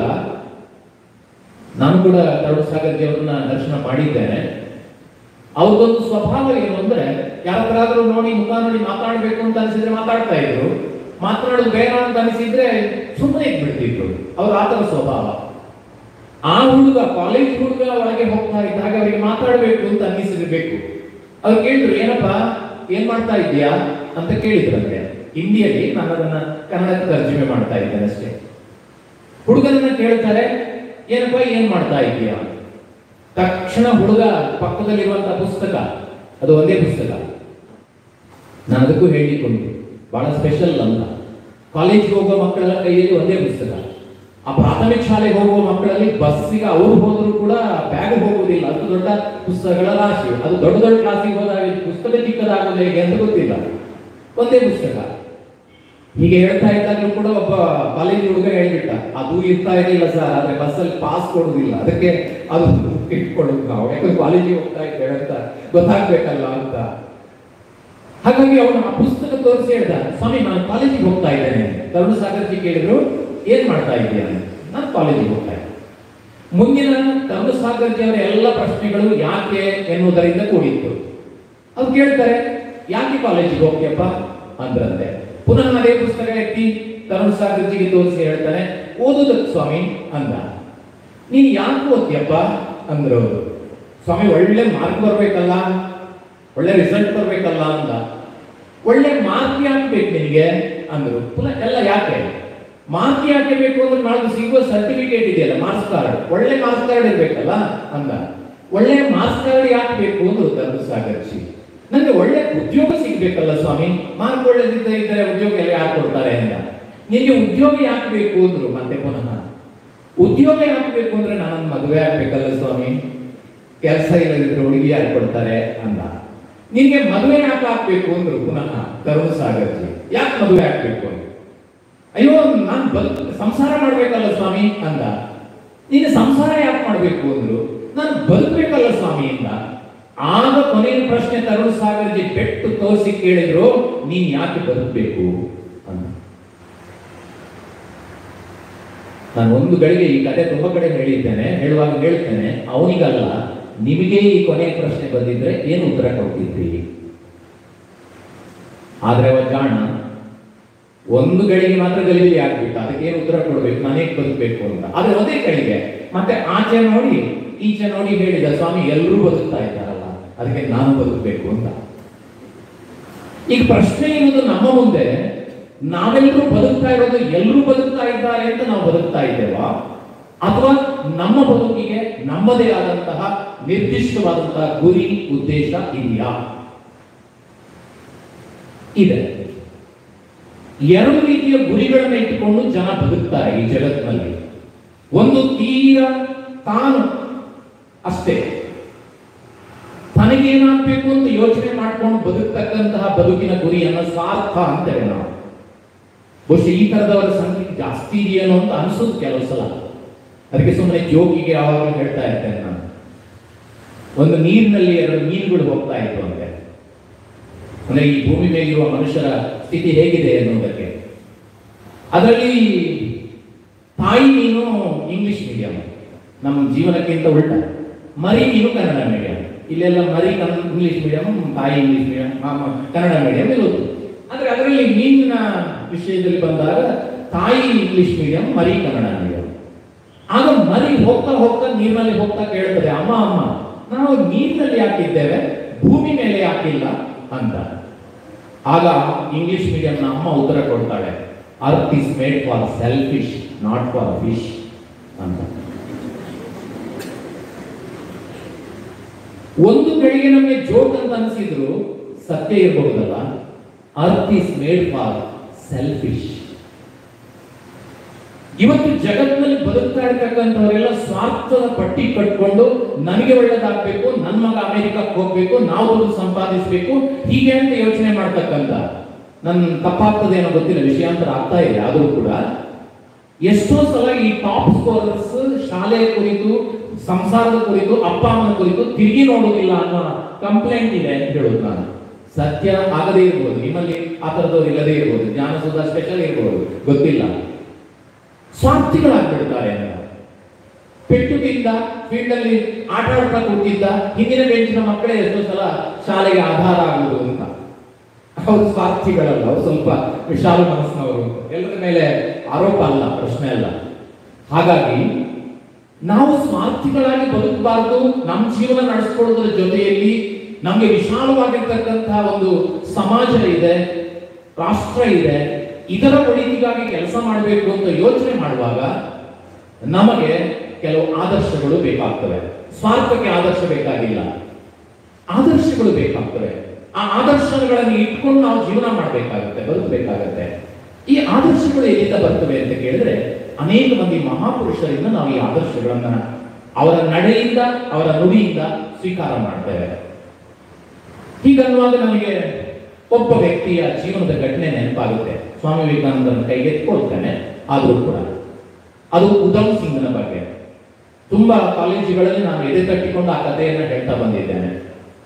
ಉಧಮ್ ಸಿಂಗ್ನ ಬಗ್ಗೆ, ಭಗತ್ ಸಿಂಗ್ನ ಬಗ್ಗೆ ಎಲ್ಲರೂ ಕೇಳಿದ್ದೀರಿ, ಆದ್ರೆ ಉಧಮ್ ಸಿಂಗ್ನ ಬಗ್ಗೆ ಎಷ್ಟು ಜನ ಕೇಳಿದ್ದೀರೋ ಗೊತ್ತಿಲ್ಲ ನನಗೆ.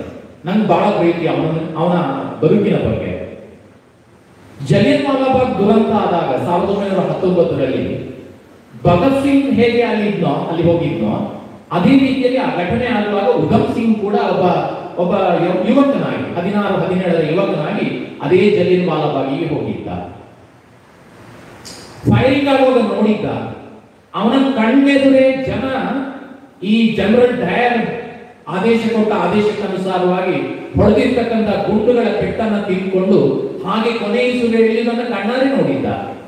ಎಷ್ಟೋ ಜನರಿಗೆ ತನ್ನ ತಲೆ ಮೇಲೆ ಕಟ್ಕೊಂಡಿದ್ದಂತಹ ಅವನ ಸಿಂಗ್ ನೋಡಿ, ಅವನ ಬಟ್ಟೆ ಏನಿತ್ತು ಅದನ್ನ ಜಲಿಯನ್ ವಾಲಾಬಾಗಿನ ಮಧ್ಯದಲ್ಲಿರುವಂತಹ ಬಾವಿಯಲ್ಲಿ ಮುಳುಗಿಸಿ ತೆಗೆದು ತಂದು ಅವರು ಕೊನೆ ಉಸಿರು ಎಳೆಯುವಾಗ ಅವರ ಬಾಯಿಗಳಿಗೆ ನೀರು ಬಿಟ್ಟಂತಹ ವ್ಯಕ್ತಿ ಉಧಮ್ ಸಿಂಗ್.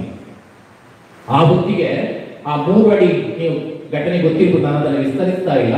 ಏನು ಆ ತೋಟದ ಜಲಿಯನ್ ವಾಲಾಬಾಗಿನ ಪ್ರಾರಂಭದ ಎಂಟ್ರೆನ್ಸ್ ಅಲ್ಲಿ 3 ಫೀಟ್ ಅಗಲದ ಗೇಟ್ ಏನಿತ್ತು, ಆ ಗೇಟ್ ನಲ್ಲಿ ಇದ್ದಿದ್ದಂತಹ ಟೈರ್ ಅನ್ನು ನೋಡಿ ಪದೇ ಪದೇ ಹೇಳ್ತಾ ಇದ್ದಂತೆ ಉಧಮ್ ಸಿಂಗ್, ನಾನು ಬದುಕಿರಬೇಕು ಅವನು ಸಾಯುವವರೆಗೂ ಅಂತ.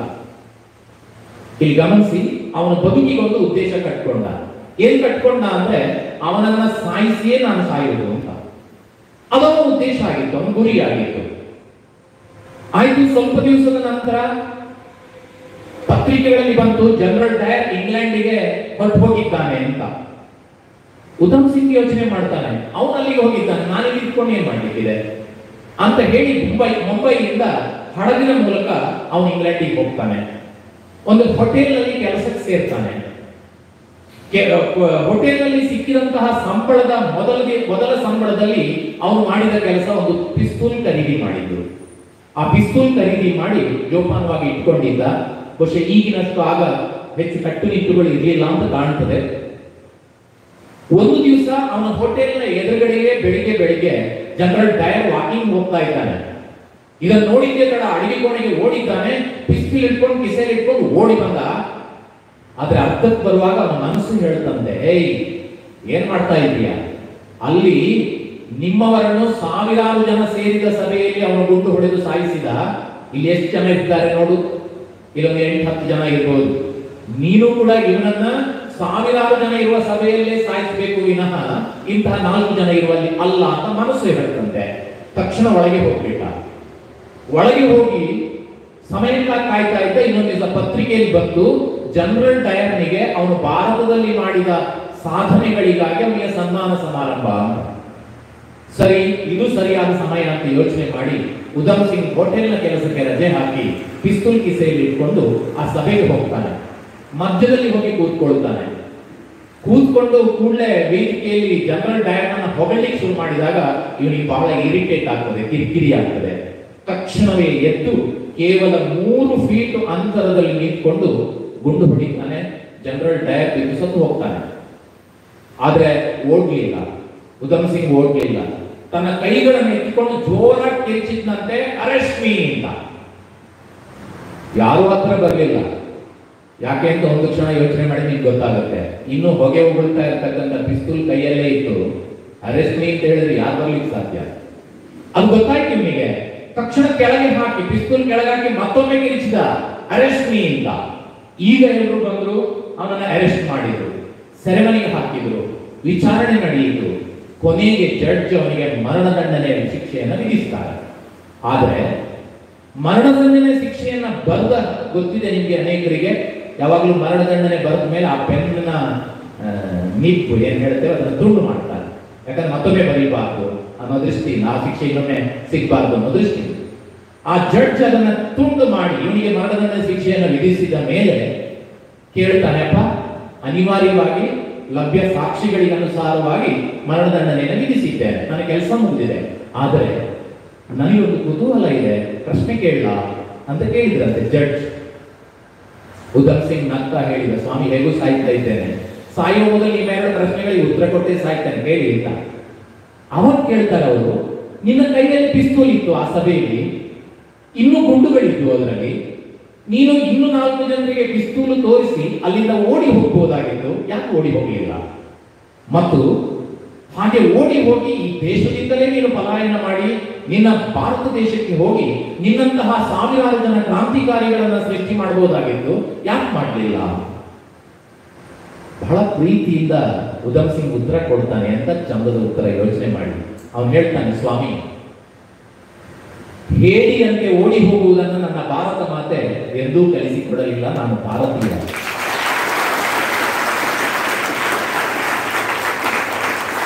ಉಧಮ್ ಸಿಂಗ್ಗೆ ನನ್ನಲ್ಲ. ಎಂತ ಮಾತು! ಹೇಡಿಯಂತೆ ಓಡಿ ಹೋಗುವುದನ್ನು ನನ್ನ ಭಾರತ ಮಾತೆ ನನಗೆ ಕಲಿಸಿಕೊಡಲಿಲ್ಲ, ಆದ್ದರಿಂದ ಹೋಗಲಿಲ್ಲ. ನನಗೆ ಇಂಪಾರ್ಟೆಂಟ್ ಇವತ್ತಿನ ವಿಷಯಕ್ಕೆ ಎರಡನೇದು.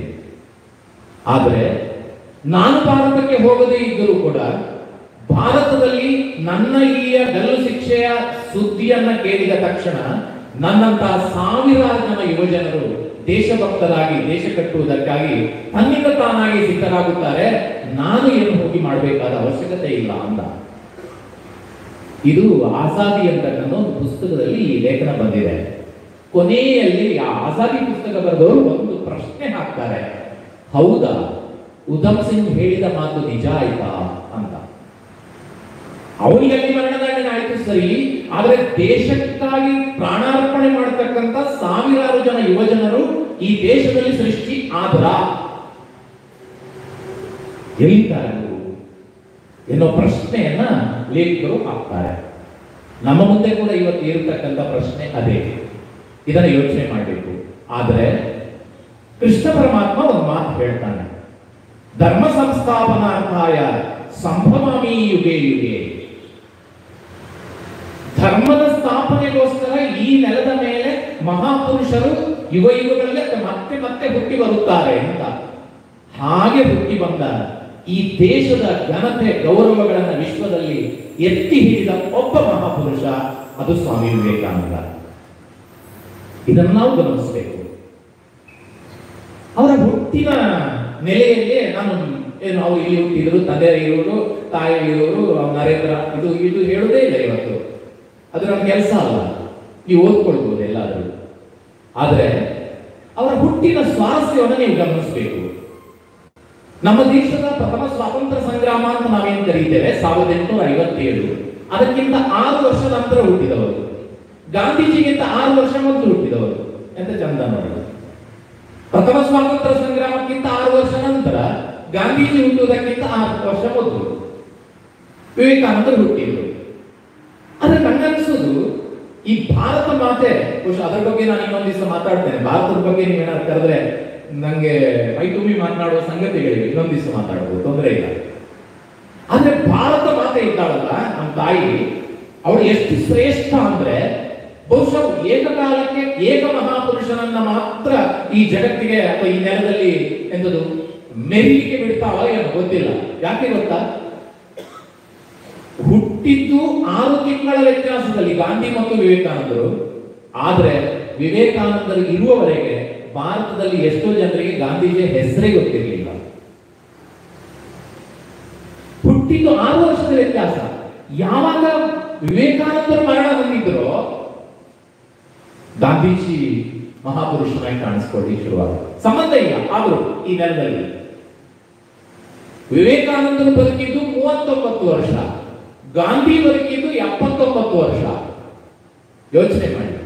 ಆದರೆ ಗಾಂಧಿಗಿಂತಲೂ, ನಾನು ಗಾಂಧಿಯನ್ನ ಏನು ಚಿಕ್ಕದು ಮಾಡ್ತಾ ಇಲ್ಲ, ಆದ್ರೆ ಗಾಂಧಿಗಿಂತಲೂ ಒಂದು ಮಿಗಿಲಾಗಿ ಇಡೀ ಜಗತ್ತಿನಲ್ಲಿ ಒಂದು ಭಾರತದ ಘನತೆಯನ್ನ ಎತ್ತಿ ಹಿಡಿದಂತಹ ಮಹಾಪುರುಷ ಇದ್ರೆ ಅದು ಸ್ವಾಮಿ ವಿವೇಕಾನಂದ. ಸ್ವತಃ ಗಾಂಧೀಜಿಯವರು ವಿವೇಕಾನಂದರನ್ನ ಬಹಳ ಆರಾಧಿಸ್ತಾ ಇದ್ರು, ಗೌರವಿಸ್ತಾ ಇದ್ರು. ಅವರ ಮಾತುಗಳನ್ನು ಬಹಳ ಪ್ರಶಂಸೆ ಮಾಡ್ತಾ ಇದ್ರು. ನೇತಾಜಿ ಸುಭಾಷ್ ಚಂದ್ರ ಬೋಸ್ ಅವರ ಮಾತುಗಳಿಂದ ಪ್ರಭಾವಿತರಾಗಿದ್ರು. ಯಾಕೆ ನಮ್ಮ ಕನ್ನಡದ ರಾಷ್ಟ್ರಕವಿ ಕುವೆಂಪು ಸ್ವಾಮಿ ವಿವೇಕಾನಂದರಿಂದ ಆಕರ್ಷಿತರಾಗಿ ರಾಮಕೃಷ್ಣಾಶ್ರಮದಲ್ಲಿ ದೀರ್ಘಕಾಲ ತಮ್ಮ ಸಮಯವನ್ನು ಕಳೆಯುತ್ತಾರೆ. ಈಗ ಅನೇಕ ಜನ, ಸಾವಿರಾರು ಜನ. ಬಹುಶಃ ನಾನು ಕೂಡ ಬಹಳ ಪ್ರೀತಿಯಿಂದ ಹೇಳ್ತೇನೆ, ನಿಮ್ಮ ಹಾಗೆ ಕಾಲೇಜಿಗೆ ಹೋಗುವಾಗ, ಯಾಕಂದ್ರೆ ಕಾಲೇಜಿಗೆ ಹೋಗುವಾಗ ಅದರಲ್ಲಿ ಪ್ರಾರಂಭದ ದಿನಗಳಲ್ಲಿ ನಾನು ಮೂಡುಬಿದ್ರೆಗೆ ಹೋಗುವಾಗ ಬಸ್ಸಲ್ಲಿ ಹೋಗುದು. ನನಗೆ ಬಹಳ ಕುತೂಹಲ ಏನು ಅಂದ್ರೆ, ಮಕ್ಕಳೆಲ್ಲ ಇದು ಬುಕ್ಸ್ ಇಟ್ಕೊಂಡು ಬಸ್ಸಿಗೆ ಬರ್ತಾರಲ್ಲ, ನಾನು ಅವರ ಬುಕ್ಸಿನ ಬೈಂಡ್ ನೋಡುದು. ಯಾಕೆ ಬೈಂಡ್ ನೋಡುದು ಅಂದ್ರೆ, ಅವರು ಯಾರನ್ನ ರೋಲ್ ಮಾಡೆಲ್, ಯಾರನ್ನ ಹೀರೋಸ್ ಅಂತ ಪರಿಗಣಿಸ್ತಾರೋ ಅವರು ಬೈಂಡಲ್ಲಿ ಇರ್ತಾರೆ. ಕೆಲವರ ಬೈಂಡಲ್ಲಿ ಐಶ್ವರ್ಯ ರೈ, ಕೆಲವರ ಬೈಂಡಲ್ಲಿ ಸಚಿನ್ ತೆಂಡೂಲ್ಕರ್, ಧೋನಿ, ಈಗ ಆದ್ರೆ ಪಂತ್, ಆಮೇಲೆ ದಿನೇಶ್ ಕಾರ್ತಿಕ್, ಇವರೆಲ್ಲ ಕಾಣಿಸ್ತಾರೆ. ಯಾಕಂದ್ರೆ ಅವರನ್ನು ಆರಾಧಿಸ್ತಾರೆ ಅವರು. ಆದ್ರೆ ನನ್ನ ಕಾಲೇಜಿನ ಜನಗಳಲ್ಲಿ ನನ್ನ ಬೈಂಡ್ನಲ್ಲಿ ಇದ್ದದ್ದು ಸ್ವಾಮಿ ವಿವೇಕಾನಂದ ಮತ್ತು ನೇತಾಜಿ ಸುಭಾಷ್ ಚಂದ್ರ ಬೋಸ್. ಆವತ್ತಿನ ದಿನಗಳಿಗೆ ತುಂಬಾ ಪ್ರೀತಿಯಿಂದ ಆರಾಧಿಸ್ತಾ ಬಂದವರು ನಾನು.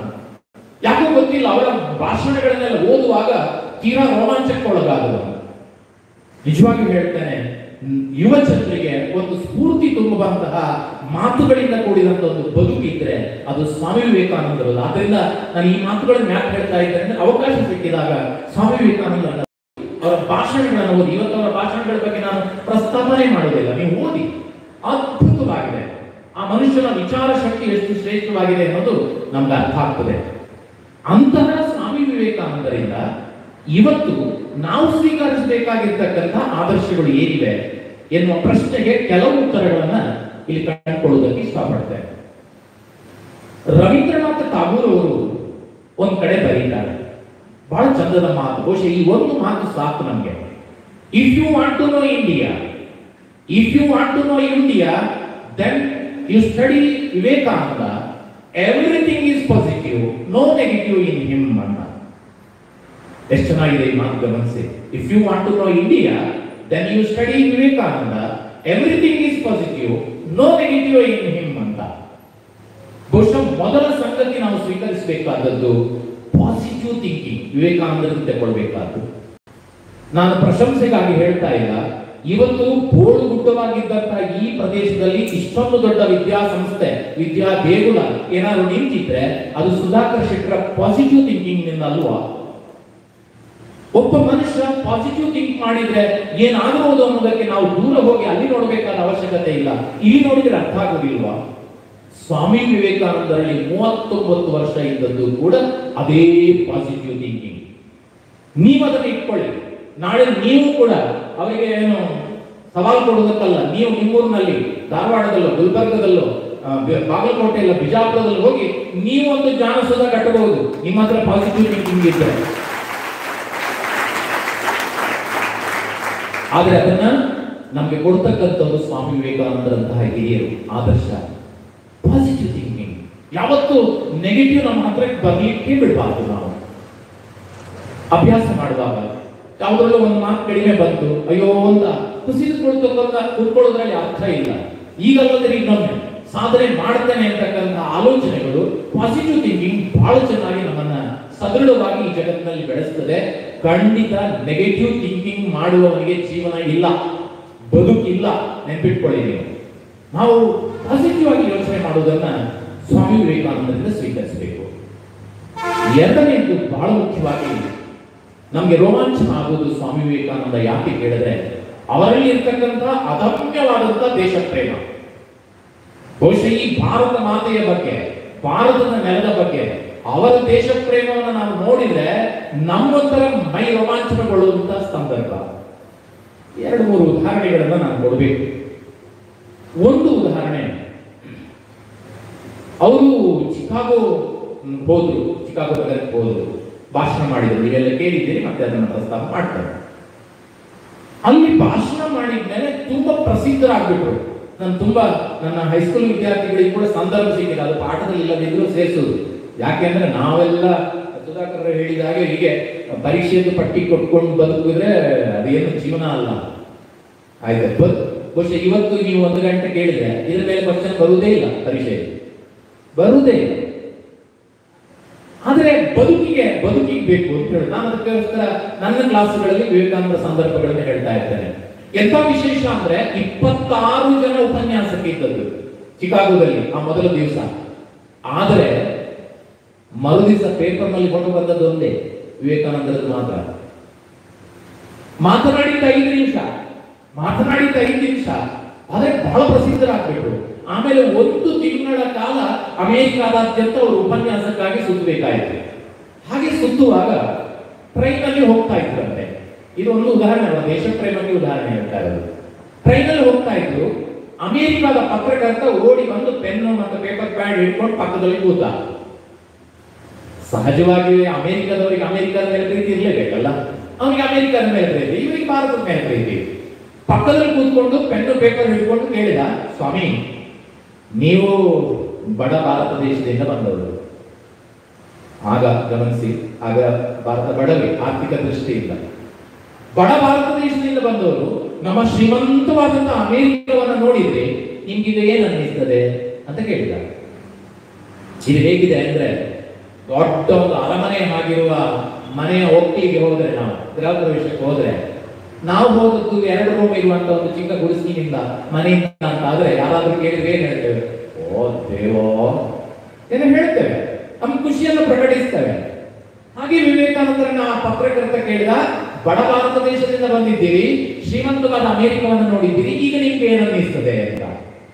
ತಕ್ಷಣ ನಗ್ತಾ ಸ್ವಾಮಿ ವಿವೇಕಾನಂದರು ಹೇಳಿದ್ರು, ಹೌದಪ್ಪ, ನಾನು ಬಡ ಭಾರತ ದೇಶದಿಂದ ಬಂದವನು, ನಿಮ್ಮ ಶ್ರೀಮಂತವಾದಂತಹ ಅಮೆರಿಕವನ್ನು ನೋಡಿದೆ. ಈಗ ಏನನ್ನಿಸ್ತದೆ ಅಂದ್ರೆ, ನಾನು ಅಮೆರಿಕಕ್ಕೆ ಬರುವ ಮೊದಲು ಭಾರತವನ್ನು ತುಂಬಾ ಪ್ರೀತಿಸ್ತಾ ಇದ್ದೆ.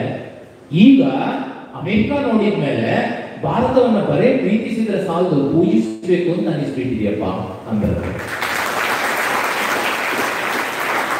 ಪತ್ರಕರ್ತನ ಒಂದೇ ಪ್ರಶ್ನೆ, ಹೊರಟೇ ಹೋಗಿಬಿಟ್ಟಾವ. ಈಗ ಪ್ರಶ್ನೆ ಬರುವುದು ನಮ್ಗೆ, ಪತ್ರಕರ್ತನ ಬಾಯಿ ಮುಚ್ಚಿಸುವುದಕ್ಕಾಗಿ ಈ ಮಾತನ್ನ ವಿವೇಕಾನಂದರು ಹೇಳಿದ್ರ ಅಲ್ಲ ಅಂತದೇ ಇನ್ನೊಂದು ಘಟನೆ. 2ನೇ ಘಟನೆಯನ್ನು ಹೇಳ್ತೇನೆ. 1 ತಿಂಗಳ ಕಾಲ ಅಮೆರಿಕಾದಾದ್ಯಂತ ಸುತ್ತಾಡಿದಂತಹ ವಿವೇಕಾನಂದರು ಮರಳಿ ಭಾರತಕ್ಕೆ ಬರ್ತಾರೆ. ಭಾರತಕ್ಕೆ ಬರುವಾಗ ಅವರು ಶ್ರೀಲಂಕಾಕ್ಕೆ ಬಂದು ರಾಮೇಶ್ವರಂನ ಮೂಲಕ ಈ ದೇಶವನ್ನು ಪ್ರವೇಶ ಮಾಡುದು. ನೀವು ಅದರ ಜೀವನ ಚರಿತ್ರೆಯನ್ನು ಓದ್ಬೇಕು, ಸ್ವತಃ ಕುವೆಂಪು ಅವರೇ ಜೀವನ ಚರಿತ್ರೆ ಬರೆದಿದ್ದಾರೆ. ಹೇಗಿತ್ತು ಅಂದ್ರೆ, ರಾಮೇಶ್ವರಂನಲ್ಲಿ ಅವರು ಈ ಹಡಗಿನಿಂದ ಇಳಿದು ಭಾರತದ ನೆಲದ ಮೇಲೆ ಹೆಜ್ಜೆ ಇಡ್ತಾರೆ. ಆ ಸ್ಥಿತಿ ಹೇಗಿತ್ತು ಅಂದ್ರೆ, ನಾನು ನಿಮ್ಗೆ ಹೇಳೋದಾದ್ರೆ, ಈಗ ನೀವು ಹಾಸ್ಟೆಲ್ ಅಲ್ಲಿ ಇದ್ದೀರಿ ತಿಂಗಳುಗಟ್ಟಲೆ, ಒಂದ್ ದಿವಸ ವಾಪಸ್ ಮನೆಗೆ ಹೋಗ್ತೀರಿ, ಮನೆಗೆ ಒಂದು ಕಾಲಿಡುವಾಗ ಎಂತ ಖುಷಿ, ಆಹಾ. ಯಾಕಂದ್ರೆ ನಾನು ಕೂಡ 5 ವರ್ಷ ಹಾಸ್ಟೆಲ್ ನಲ್ಲಿ ಇದ್ಕೊಂಡು ನನಗೆ ಅದರಿಂದ ಹೇಳ್ತಾ ಇರೋದು, ಏನೋ ಒಂದು ಆನಂದ. ಅದರಲ್ಲಿ 1 ತಿಂಗಳ ಕಾಲ ತನ್ನದಲ್ಲದ ಒಂದು ದೇಶದಲ್ಲಿ ಇದ್ದಂತಹ ವಿವೇಕಾನಂದರು ಮರಳಿ ರಾಮೇಶ್ವರನ ಮೂಲಕ ಹೆಜ್ಜೆ ಇಡುವಾಗ ಅವ್ರು ಏನ್ ಅನ್ನಿಸ್ತು ಅಂದ್ರೆ, ಬಂದದ್ದೇ ತಡ ಅಲ್ಲಿರ್ತಕ್ಕಂಥ ಕಲ್ಲು ಮಣ್ಣು ಧೂಳನ್ನೆಲ್ಲ ತೆಕ್ಕೊಂಡು ತಲೆ ಮೇಲೆ ಹಾಕೊಂಡ್ರಂತೆ. ಮತ್ತೆ ಹೇಳ್ತಾರೆ, ಅಮ್ಮ ಭಾರತ ಮಾತೆ ನಾನು ಬಂದ್ಬಿಟ್ಟೆ ಅಂತ. ಭಾರತದ ಬಗ್ಗೆ ಅಷ್ಟೊಂದು ಅಭಿಮಾನ ಅವರಿಗೆ, ಅಷ್ಟೊಂದು ಅಭಿಮಾನ. ಈ ತರ ಅದಮ್ಯವಾಗಿ ತನ್ನ ನರನಾಡಿಗಳಲ್ಲಿ ದೇಶದ ಬಗ್ಗೆ, ಭಾರತದ ಬಗ್ಗೆ ಪ್ರೀತಿ ಇಟ್ಕೊಂಡು ಬದುಕಿದವರು ಸ್ವಾಮಿ ವಿವೇಕಾನಂದರು ನಮ್ಮೆಲ್ಲ ಆದರ್ಶ. ಇನ್ನೂ 2 ಸಣ್ಣ ಉದಾಹರಣೆಗಳನ್ನು ಹೇಳ್ತೇನೆ. ಒಂದು ಸಮಾರಂಭ ಹೀಗೆ ನಡೀತಾ ಇತ್ತು, ಬೇರೆ ಬೇರೆ ಧರ್ಮದವರು ಅಲ್ಲಿ ಕೂತಿದ್ರಂತೆ. ಆಗ ಉದ್ದೇಶಪೂರ್ವಕವಾಗಿ ವೇದಿಕೆಯ ಮೇಲೆ, ಆ ಪೋಡಿಯಂನ ಮೇಲೆ ಗ್ರಂಥಗಳನ್ನು ಇಟ್ಟಿದ್ರು. ಎಲ್ಲ ಗ್ರಂಥಗಳನ್ನು ಇಟ್ಟಿದ್ರಂತೆ. ಭಗವದ್ಗೀತೆಯನ್ನು ಅಡಿಗೆ ಇಟ್ಟಿದ್ರು, ಅದರ ಮೇಲೆ ಬೇರೆ ಬೇರೆ ಗ್ರಂಥಗಳನ್ನು ಇಟ್ಟಿದ್ರಂತೆ.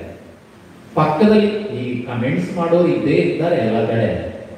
ಅಲ್ಲೂ ಕೂಡ ಪಕ್ಕದಲ್ಲಿ ಕೂತಿದ್ದಂತ ಮನುಷ್ಯ ಸುಮ್ಮನೆ ಇರ್ಬೇಕೋ ಬೇಡವಾ, ಅವು ವಿವೇಕಾನಂದರನ್ನು ನೋಡಿ ಹೇಳಿದ್ರಂತೆ, ನೋಡಿ ನಿಮ್ದು ಕೆಳಗಿದೆ ಅಂದಂತೆ. ನಿಮ್ಮ ದೇಶದ್ದು ಅಂದ್ರೆ ಭಾರತ ದೇಶದ ಗ್ರಂಥ ಅಡಿಯಲ್ಲಿದೆ ಅಂತ. ತಕ್ಷಣ ಅಷ್ಟೇ ಶೀಘ್ರವಾಗಿ ವಿವೇಕಾನಂದರು ಉತ್ತರಿಸ್ತಾರೆ, ಹೌದಪ್ಪ ಕೆಳಗೆ ಇದೆ, ಕೆಳಗಿನದ್ದು ತೆಗೆದ್ರೆ ನಿಮ್ದೆಲ್ಲ ಬೀಳ್ತದೆ ಎಂದರೆ.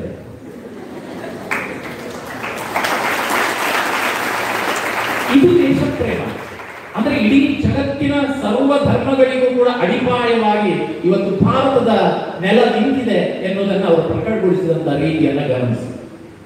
ಇನ್ನೊಂದು ಸಂದರ್ಭ, ಅವ್ರು ಪಾಪ 1 ತಿಂಗಳು ಅಮೆರಿಕದಲ್ಲಿ ಸುತ್ತಾಡ್ತಾ ಇದ್ರು. ಅವರಿಗೆ ಉಗುರು ತೆಗೀಲಿಕ್ಕೂ ಮುಡಿಸೋದಿಲ್ಲದ ಪರಿಸ್ಥಿತಿ.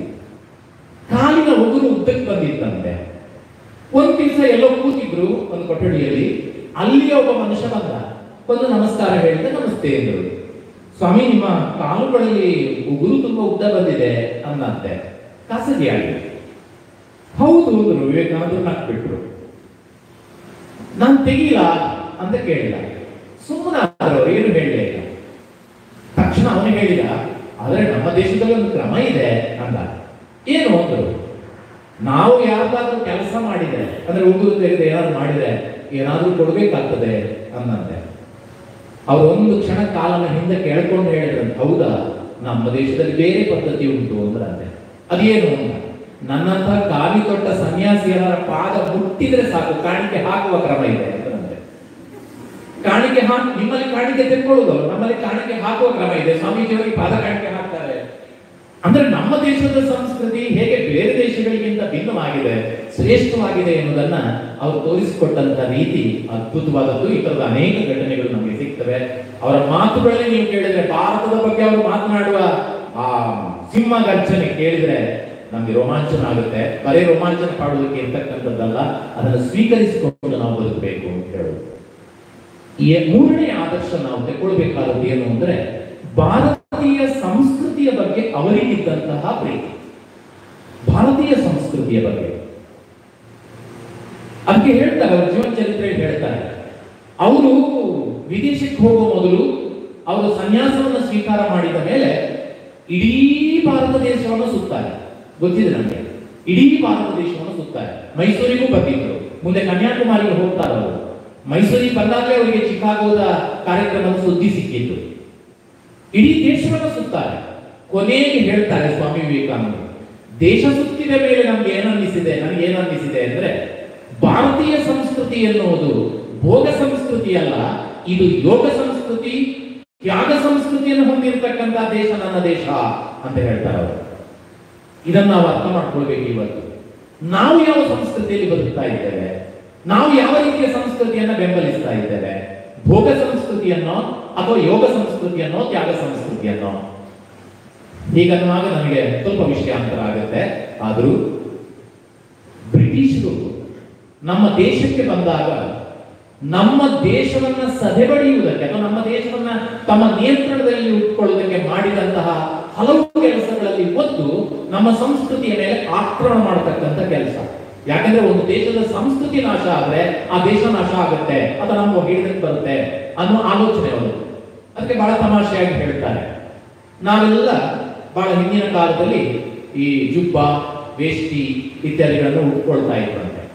ಮೊದಲ ಬಾರಿಗೆ ಬ್ರಿಟಿಷರು ಬಂದವರು ಆ ಜುಬ್ಬ ಅಲ್ಲ, ಇದು ಪೈಜಾಮ ಏನ್ ಹೇಳ್ತೇವೆ, ಅದನ್ನ ದೂರ ಮಾಡಿ ಅದರ ಬದಲಿಗೆ ಒಂದು ಪ್ಯಾಂಟ್ ಕೊಟ್ಟರಂತೆ, ಕಪ್ಪು ಬಣ್ಣದ ಪ್ಯಾಂಟ್.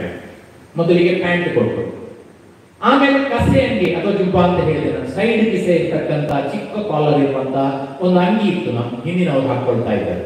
ಅದನ್ನ ತೆಗೆಸಿ ಒಂದು ಕೋಟ್ ಕೊಟ್ಟರಂತೆ. ಮೊದಲು ಪ್ಯಾಂಟ್ ಕೊಟ್ಟರು, ಆಮೇಲೆ ಕೋಟ್ ಕೊಟ್ಟರು. ನಮ್ಮ ಹಿರಿಯರು ತಲೆಯ ಮೇಲೆ ಈ ತರ ಒಂದು ಪೇಟ ಕಟ್ಕೊಳ್ತಾ ಇದ್ರು ಅಥವಾ ರುಮಾಲ್ ಸುತ್ಕೊಳ್ತಾ ಇದ್ರು. ಗುಜರಾತ್ ಆ ಕಡೆ ಮೈಸೂರು ಎಲ್ಲ ಸುತ್ಕೊಳ್ತಾ ಇದ್ರು. ಅದನ್ನೆಲ್ಲ ತೆಗೆಸಿ ಅಲ್ಲೊಂದು ಹ್ಯಾಟ್ ಕೊಟ್ರಂತೆ. ಮೊದಲು ಪ್ಯಾಂಟ್ ಕೊಟ್ರು, ಆಮೇಲೆ ಕೋಟ್ ಕೊಟ್ರು, ಆಮೇಲೆ ಹ್ಯಾಟ್ ಕೊಟ್ರು. ಕಾಲಿಗೆ ನಾವು ಶಬ್ದ ಹಾಕ್ತಕ್ಕಂಥ ಚಪ್ಪಲಿಗಳು, ಕಾನ್ಪುರ ಚಪ್ಪಲಿ ಅಂತ ಕರೀತೀವಿ, ಜಿರ್ಕ್ ಜಿರ್ಕ್ ಅಂತ ಶಬ್ದ ಆಗ್ತಾ ಇದ್ದ ಚಪ್ಪಲಿ ಹಾಕ್ತಾ ಇದ್ರು. ಅದನ್ನ ತೆಗೆಸಿ ಒಂದು ಬೂಟ್ ಕೊಟ್ರಂತೆ. ಮೊದಲು ಪ್ಯಾಂಟ್ ಕೊಟ್ರು, ಆಮೇಲೆ ಕೋಟ್ ಕೊಟ್ರು, ಆಮೇಲೆ ಹ್ಯಾಟ್ ಕೊಟ್ರು, ಆಮೇಲೆ ಬೂಟ್ ಕೊಟ್ರು, ಕೊನೆಗೊಂದು ಬ್ಯಾಟ್ ಕೊಟ್ರು ಅಂತ. ಕೊನೆ ತನಕ ವಿವರಿಸುವುದಿಲ್ಲ ನಾನು. ಎಂತಹ ಆಟಗಳಿದ್ದು ನಮ್ಮಲ್ಲಿ, ಎಲ್ಲ ಈ ಬ್ಯಾಟಿನ ಎದುರು. ಇವತ್ತು ಕೊತ್ತಲಿಗೆ ಬ್ಯಾಟ್ ಆದ್ರೂ ಪರವಾಗಿಲ್ಲ, ಬ್ಯಾಟೇ ಆಗಬೇಕಲ್ಲದೆ ಬೇರೆ ಆಟವೇ ಇಲ್ಲ ಅನ್ನೋ ಹಾಗೆ ನಾವು ಬದುಕ್ತಾ ಇದ್ದೇವಲ್ಲ. ಇದು ಪರಕೀಯರು ನಮ್ಮ ಸಂಸ್ಕೃತಿಯ ಮೇಲೆ ಮಾಡಿದಂತಹ ದಾಳಿ ಹೇಗೆ ಅನ್ನೋದಕ್ಕೆ ನಿದರ್ಶನ. ಯಾವ ತರ ನಮ್ಮ ಸಂಸ್ಕೃತಿಯನ್ನು ದೂರ ಮಾಡಿದ್ರು ಅಂತ ಇವತ್ತು ನಾವು ಯೋಚನೆ ಮಾಡಬೇಕು. ಎಲ್ಲರನ್ನು ಬಿಟ್ಟು ಬದುಕಲಿಕ್ಕೆ ಸಾಧ್ಯ ಇಲ್ಲ, ಅನುಕೂಲತೆಗಳನ್ನು ಯೋಚನೆ ಮಾಡಬೇಕಾಗುತ್ತೆ, ಆ ಪ್ರಶ್ನೆ ಅಲ್ಲ. ಆದರೆ ನಮ್ಮ ಸಂಸ್ಕೃತಿಯನ್ನು ಉಳಿಸಿಕೊಳ್ತಕ್ಕಂತಹ ಬದ್ಧತೆ ಇದೆಯಲ್ಲ, ಇದು ಬಹಳ ಮುಖ್ಯ. ಈ ದೃಷ್ಟಿಯಿಂದ ಸ್ವಾಮಿ ವಿವೇಕಾನಂದರ ಮಾತು ಬಹಳ ಮುಖ್ಯ ಆಗ್ತದೆ ಅನ್ನೋದನ್ನ ಗಮನಿಸಬೇಕು ನಾವು. ಆದ್ದರಿಂದ ಭಾರತೀಯ ಸಂಸ್ಕೃತಿಯ ಬಗ್ಗೆ ಒಂದು ಪ್ರೀತಿ ಯಾವಾಗಲೂ ಕೂಡ ನಮ್ಗಿರ್ಬೇಕು. ಯಾಕಂದ್ರೆ ಇಡೀ ಜಗತ್ತಿನಲ್ಲಿ ಭಾರತೀಯ ಸಂಸ್ಕೃತಿಯಷ್ಟು ಶ್ರೇಷ್ಠವಾದ ಸಂಸ್ಕೃತಿ ಮತ್ತೊಂದು ಇಲ್ಲ ಎನ್ನುವುದನ್ನ ವಿದೇಶಿಗರು ಹೇಳ್ತಾರೆ. ನಾವು ಹೇಳುವ ಹಾಗೆ ಆಗ್ಬೇಕು. ನಾವು ಅದನ್ನು ಅಭಿಮಾನ ಪಟ್ಟು ಸ್ವೀಕರಿಸುವಂತಹ ಮನೋಭಾವ ನಮ್ದಾಗಬೇಕು ಅಂತ. ನಾಲ್ಕನೆಯದು ಸ್ವಾಮಿ ವಿವೇಕಾನಂದರ ಸಾಮಾಜಿಕ ಕಳಕಳಿ. ಸಮಾಜದ ಬಗ್ಗೆ ಒಂದು ಕಳಕಳಿ, ಒಂದು ಕಾಳಜಿ. ಇದು ಏನೋ ವಿವೇಕಾನಂದರಾದ್ಮೇಲೆ ಸನ್ಯಾಸಿಗಳಾದ್ಮೇಲೆ ಬಂದದ್ದಲ್ಲ. ಚಿಕ್ಕಂದಿನಲ್ಲೇ ಅವರಿಗೆ ಬಡವರನ್ನ ಕಂಡ್ರೆ, ದೀನರನ್ನ ಕಂಡ್ರೆ ಬಹಳ ಪ್ರೀತಿ ಅಂತೆ. ಎಷ್ಟು ಪ್ರೀತಿ ಅಂದ್ರೆ ಅವರು ನರೇಂದ್ರನಾಗಿದ್ದಾಗ ಮನೆಗೆ ಯಾರಾದ್ರೂ ಭಿಕ್ಷುಕರು ಬಂದ್ರೆ, ಈಗೆಲ್ಲ ಭಿಕ್ಷಾಟನೆ ನಿಷೇಧ ಮಾಡಿದ್ದೇವೆ ನಮ್ಮ ದೇಶದಲ್ಲಿ, ತಮಾಷೆ ಮಾಡಬಹುದು ಅದು ಗೊತ್ತಿಲ್ಲ ನನಗೆ, ಯಾರೋ ಬರ್ದದ್ದನ್ನು ನಾನು ಓದಿದ್ದು. ಇವತ್ತು ನಮ್ಮ ದೇಶದಲ್ಲಿ ಬೆಗ್ಗರಿ ಭಿಕ್ಷಾಟನೆ ನಿಷೇಧ ಮಾಡಿದ್ದೇವೆ, ಆದ್ರೆ ದೇಶವೇ ಬೇರೆ ದೇಶದವರ ಮೇಲೆ, ಬೇರೆ ದೇಶದವರಿಂದ ಬೇಡಬಹುದು, ಪರವಾಗಿಲ್ಲ ಅಂತ ಅನುದಾನ ಇತ್ಯಾದಿಗಳನ್ನು, ಅದು ಇದನ್ನು ನಿಷೇಧ ಮಾಡಿದ್ದೇವೆ. ಆದ್ರೆ ದೇಶಕ್ಕೆ ದೇಶವೇ ತಗೊಳ್ಬಹುದು, ಪರವಾಗಿಲ್ಲ ಅನ್ನೋ ಸ್ಥಿತಿ ಬಂದಿದ್ದೇವೆ ಅಂತ ಬಿಡಿ. ಆದ್ರಿಂದ ಭಿಕ್ಷುಕರು ಯಾರಾದ್ರೂ ಬಂದ್ರೆ ಆಚೆ ಈಚೆ ನೋಡಿ ಅಲ್ಲಿ ಏನಿದೆ ತೆಗೆದುಕೊಟ್ಟು ಬಿಡ್ತಿದ್ರಂತೆ ವಿವೇಕಾನಂದರು, ನರೇಂದ್ರ. ಕೊನೆಗೆ ಭಿಕ್ಷುಕರು ಯಾರಾದ್ರೂ ದೂರದಲ್ಲಿ ಬರ್ತಾ ಇರೋದು ಕಂಡ್ರೆ ಅಮ್ಮ ಮಾಡ್ತಾ ಇದ್ದ ಮೊದಲ ಕೆಲಸ ಏನು ಅಂದ್ರೆ, ಇವನನ್ನ ದರ ಎಳ್ಕೊಂಡು ಹೋಗಿ ಒಂದು ಕೋಣೆಯಲ್ಲಿ ಹಾಕಿ ಬಾಗಿಲು ಹಾಕೋದು ದಾಟುವವರೆಗೆ. ಆದ್ರೆ ಸ್ವಾರಸ್ಯ ನೋಡಿ, ಹಾಗೆ ಬಾಗಿಲು ಹಾಕಿದ್ರೆ ಅಲ್ಲಿ ಏನಿದೆ, ಅಮ್ಮಂದೋ ಅಕ್ಕಂದಿರದ್ದೋ, ಅವನಿಗೆ ಅಕ್ಕಂದಿರಿದ್ದದ್ದು, ಅಮ್ಮಂದು ಅಕ್ಕಂದಿರದ್ದೋ ಬಟ್ಟೆ ಇದ್ರೆ, ಇನ್ನೇನು ಇದ್ರೆ ಅದನ್ನು ತೆಗೆದು ಕಿಟಕಿಯಲ್ಲಿ ಅದನ್ನು ತೂರಿಸಿ ಭಿಕ್ಷುಕನನ್ನ ಕರೆದು ಕೊಟ್ಟು ಬಿಡ್ತಿದ್ರಂತೆ. ಈ ತರ ಒಂದು ದೀನರ ಬಗ್ಗೆ, ಬಡವರ ಬಗ್ಗೆ ಅವರ ಕಾಳಜಿ ಎಷ್ಟು ಶ್ರೇಷ್ಠವಾಗಿತ್ತು ಅನ್ನೋದನ್ನು ನಾವು ಗಮನಿಸಬೇಕು. ಸಾಮಾಜಿಕ ಕಳಕಳಿ. ಅವರು ಅಮೆರಿಕಕ್ಕೆ ಹೋಗಿದ್ದಾಗಲೂ ಹಾಗೆ, ಅಮೆರಿಕದಲ್ಲಿ ಒಳ್ಳೆಯ ಹಾಸಿಗೆಯನ್ನು ಹಾಕಿ ಅವರಿಗೆ ಇರುವುದಕ್ಕೆ ಬೇಕಾದ ವ್ಯವಸ್ಥೆ ಮಾಡಿದ್ರೆ ರಾತ್ರಿ ಎಷ್ಟೊತ್ತಾದ್ರೂ ನಿದ್ದೆ ಬರುವುದಿಲ್ಲ ಸ್ವಾಮಿ ವಿವೇಕಾನಂದರಿಗೆ. ಕೊನೆಗೆ ಎದ್ದು ಕೂತ್ಕೊಂಡು ಹೇಳ್ತಾರೆ, ನಮ್ಮ ದೇಶದಲ್ಲಿ, ಭಾರತ ದೇಶದಲ್ಲಿ ಎಷ್ಟು ಜನ ಮೈ ತುಂಬ ಬಟ್ಟೆ ಹಾಕೊಳ್ಳಿಕ್ಕೆ ಇಲ್ಲದೆ ಇರತಕ್ಕಂಥ ಜನ ಇರುವ ದೇಶದಿಂದ ಬಂದಂತವನು ನಾನು ಹೇಗೆ ಇಲ್ಲಿ ಸುಪ್ಪತ್ತಿಗೆ ಮೇಲೆ ಮಲಗಲಿ ಅಂತೇಳಿ ಕೊನೆಗೆ ನನ್ನ ಕಾವಿ ಶಾಲನ್ನು ನನ್ನ ನೆಲದ ಮೇಲೆ ಹಾಕಿ ನೆಲದ ಮೇಲೆ ಮಲಗಿದ ಮೇಲೆ ಚೆನ್ನಾಗಿ ನಿದ್ದೆ ಬಂತು ಅಂತ ಹೇಳ್ತಾರೆ. ಅಂದ್ರೆ ಆ ತರದ ಒಂದು ದೇಶದ ಬಡವರ ಬಗ್ಗೆ, ಕಷ್ಟದಲ್ಲಿರುವವರ ಬಗ್ಗೆ ಅವರ ಆಲೋಚನೆಗಳನ್ನು ನಾವು ಗಮನಿಸಬೇಕಾಗುತ್ತೆ. ಅದಕ್ಕೆ ನೋಡಿ, ಅವರ ಮಾತಿನಲ್ಲಿ ಅಥವಾ ಅವರ ಮಾತುಗಳನ್ನು ಹೇಳಿದ್ರೆ ಅವ್ರು ಹೇಳ್ತಾರೆ, ಮಾತೃದೇವೋಭವ, ಪಿತೃದೇವೋಭವ, ಆಚಾರ್ಯ ದೇವೋಭವ, ಕೊನೆಗೊಂದು ಸೇರಿಸ್ತಾರೆ ದರಿದ್ರ ದೇವೋಭವ. ಒಬ್ಬ ದರಿದ್ರದಲ್ಲಿರುವವರನ್ನ, ಅಂದ್ರೆ ಬಡತನದಲ್ಲಿರುವವರನ್ನ ನಾವು ತಂದೆಯನ್ನ, ತಾಯಿಯನ್ನ, ಗುರುಗಳನ್ನ ಹೇಗೆ ದೇವರು ಅಂತ ಪರಿಗಣಿಸ್ತೇವೋ ಹಾಗೆ ದಾರಿದ್ರ್ಯದಲ್ಲಿ ಇರ್ತಕ್ಕಂಥವರನ್ನ, ದೀನರಾಗಿರುವವರನ್ನು ಕೂಡ ದೇವರು ಅಂತ ಪರಿಗಣಿಸುವ ಹಾಗೆ ನಮ್ಮ ಮನೋಭಾವ ಇರಬೇಕು ಅಂತ ಅವರು ಹೇಳ್ತಾರೆ. ನನಗೊಂದು ಸಣ್ಣ ಕಥೆ ನೆನಪಾಗುವುದು.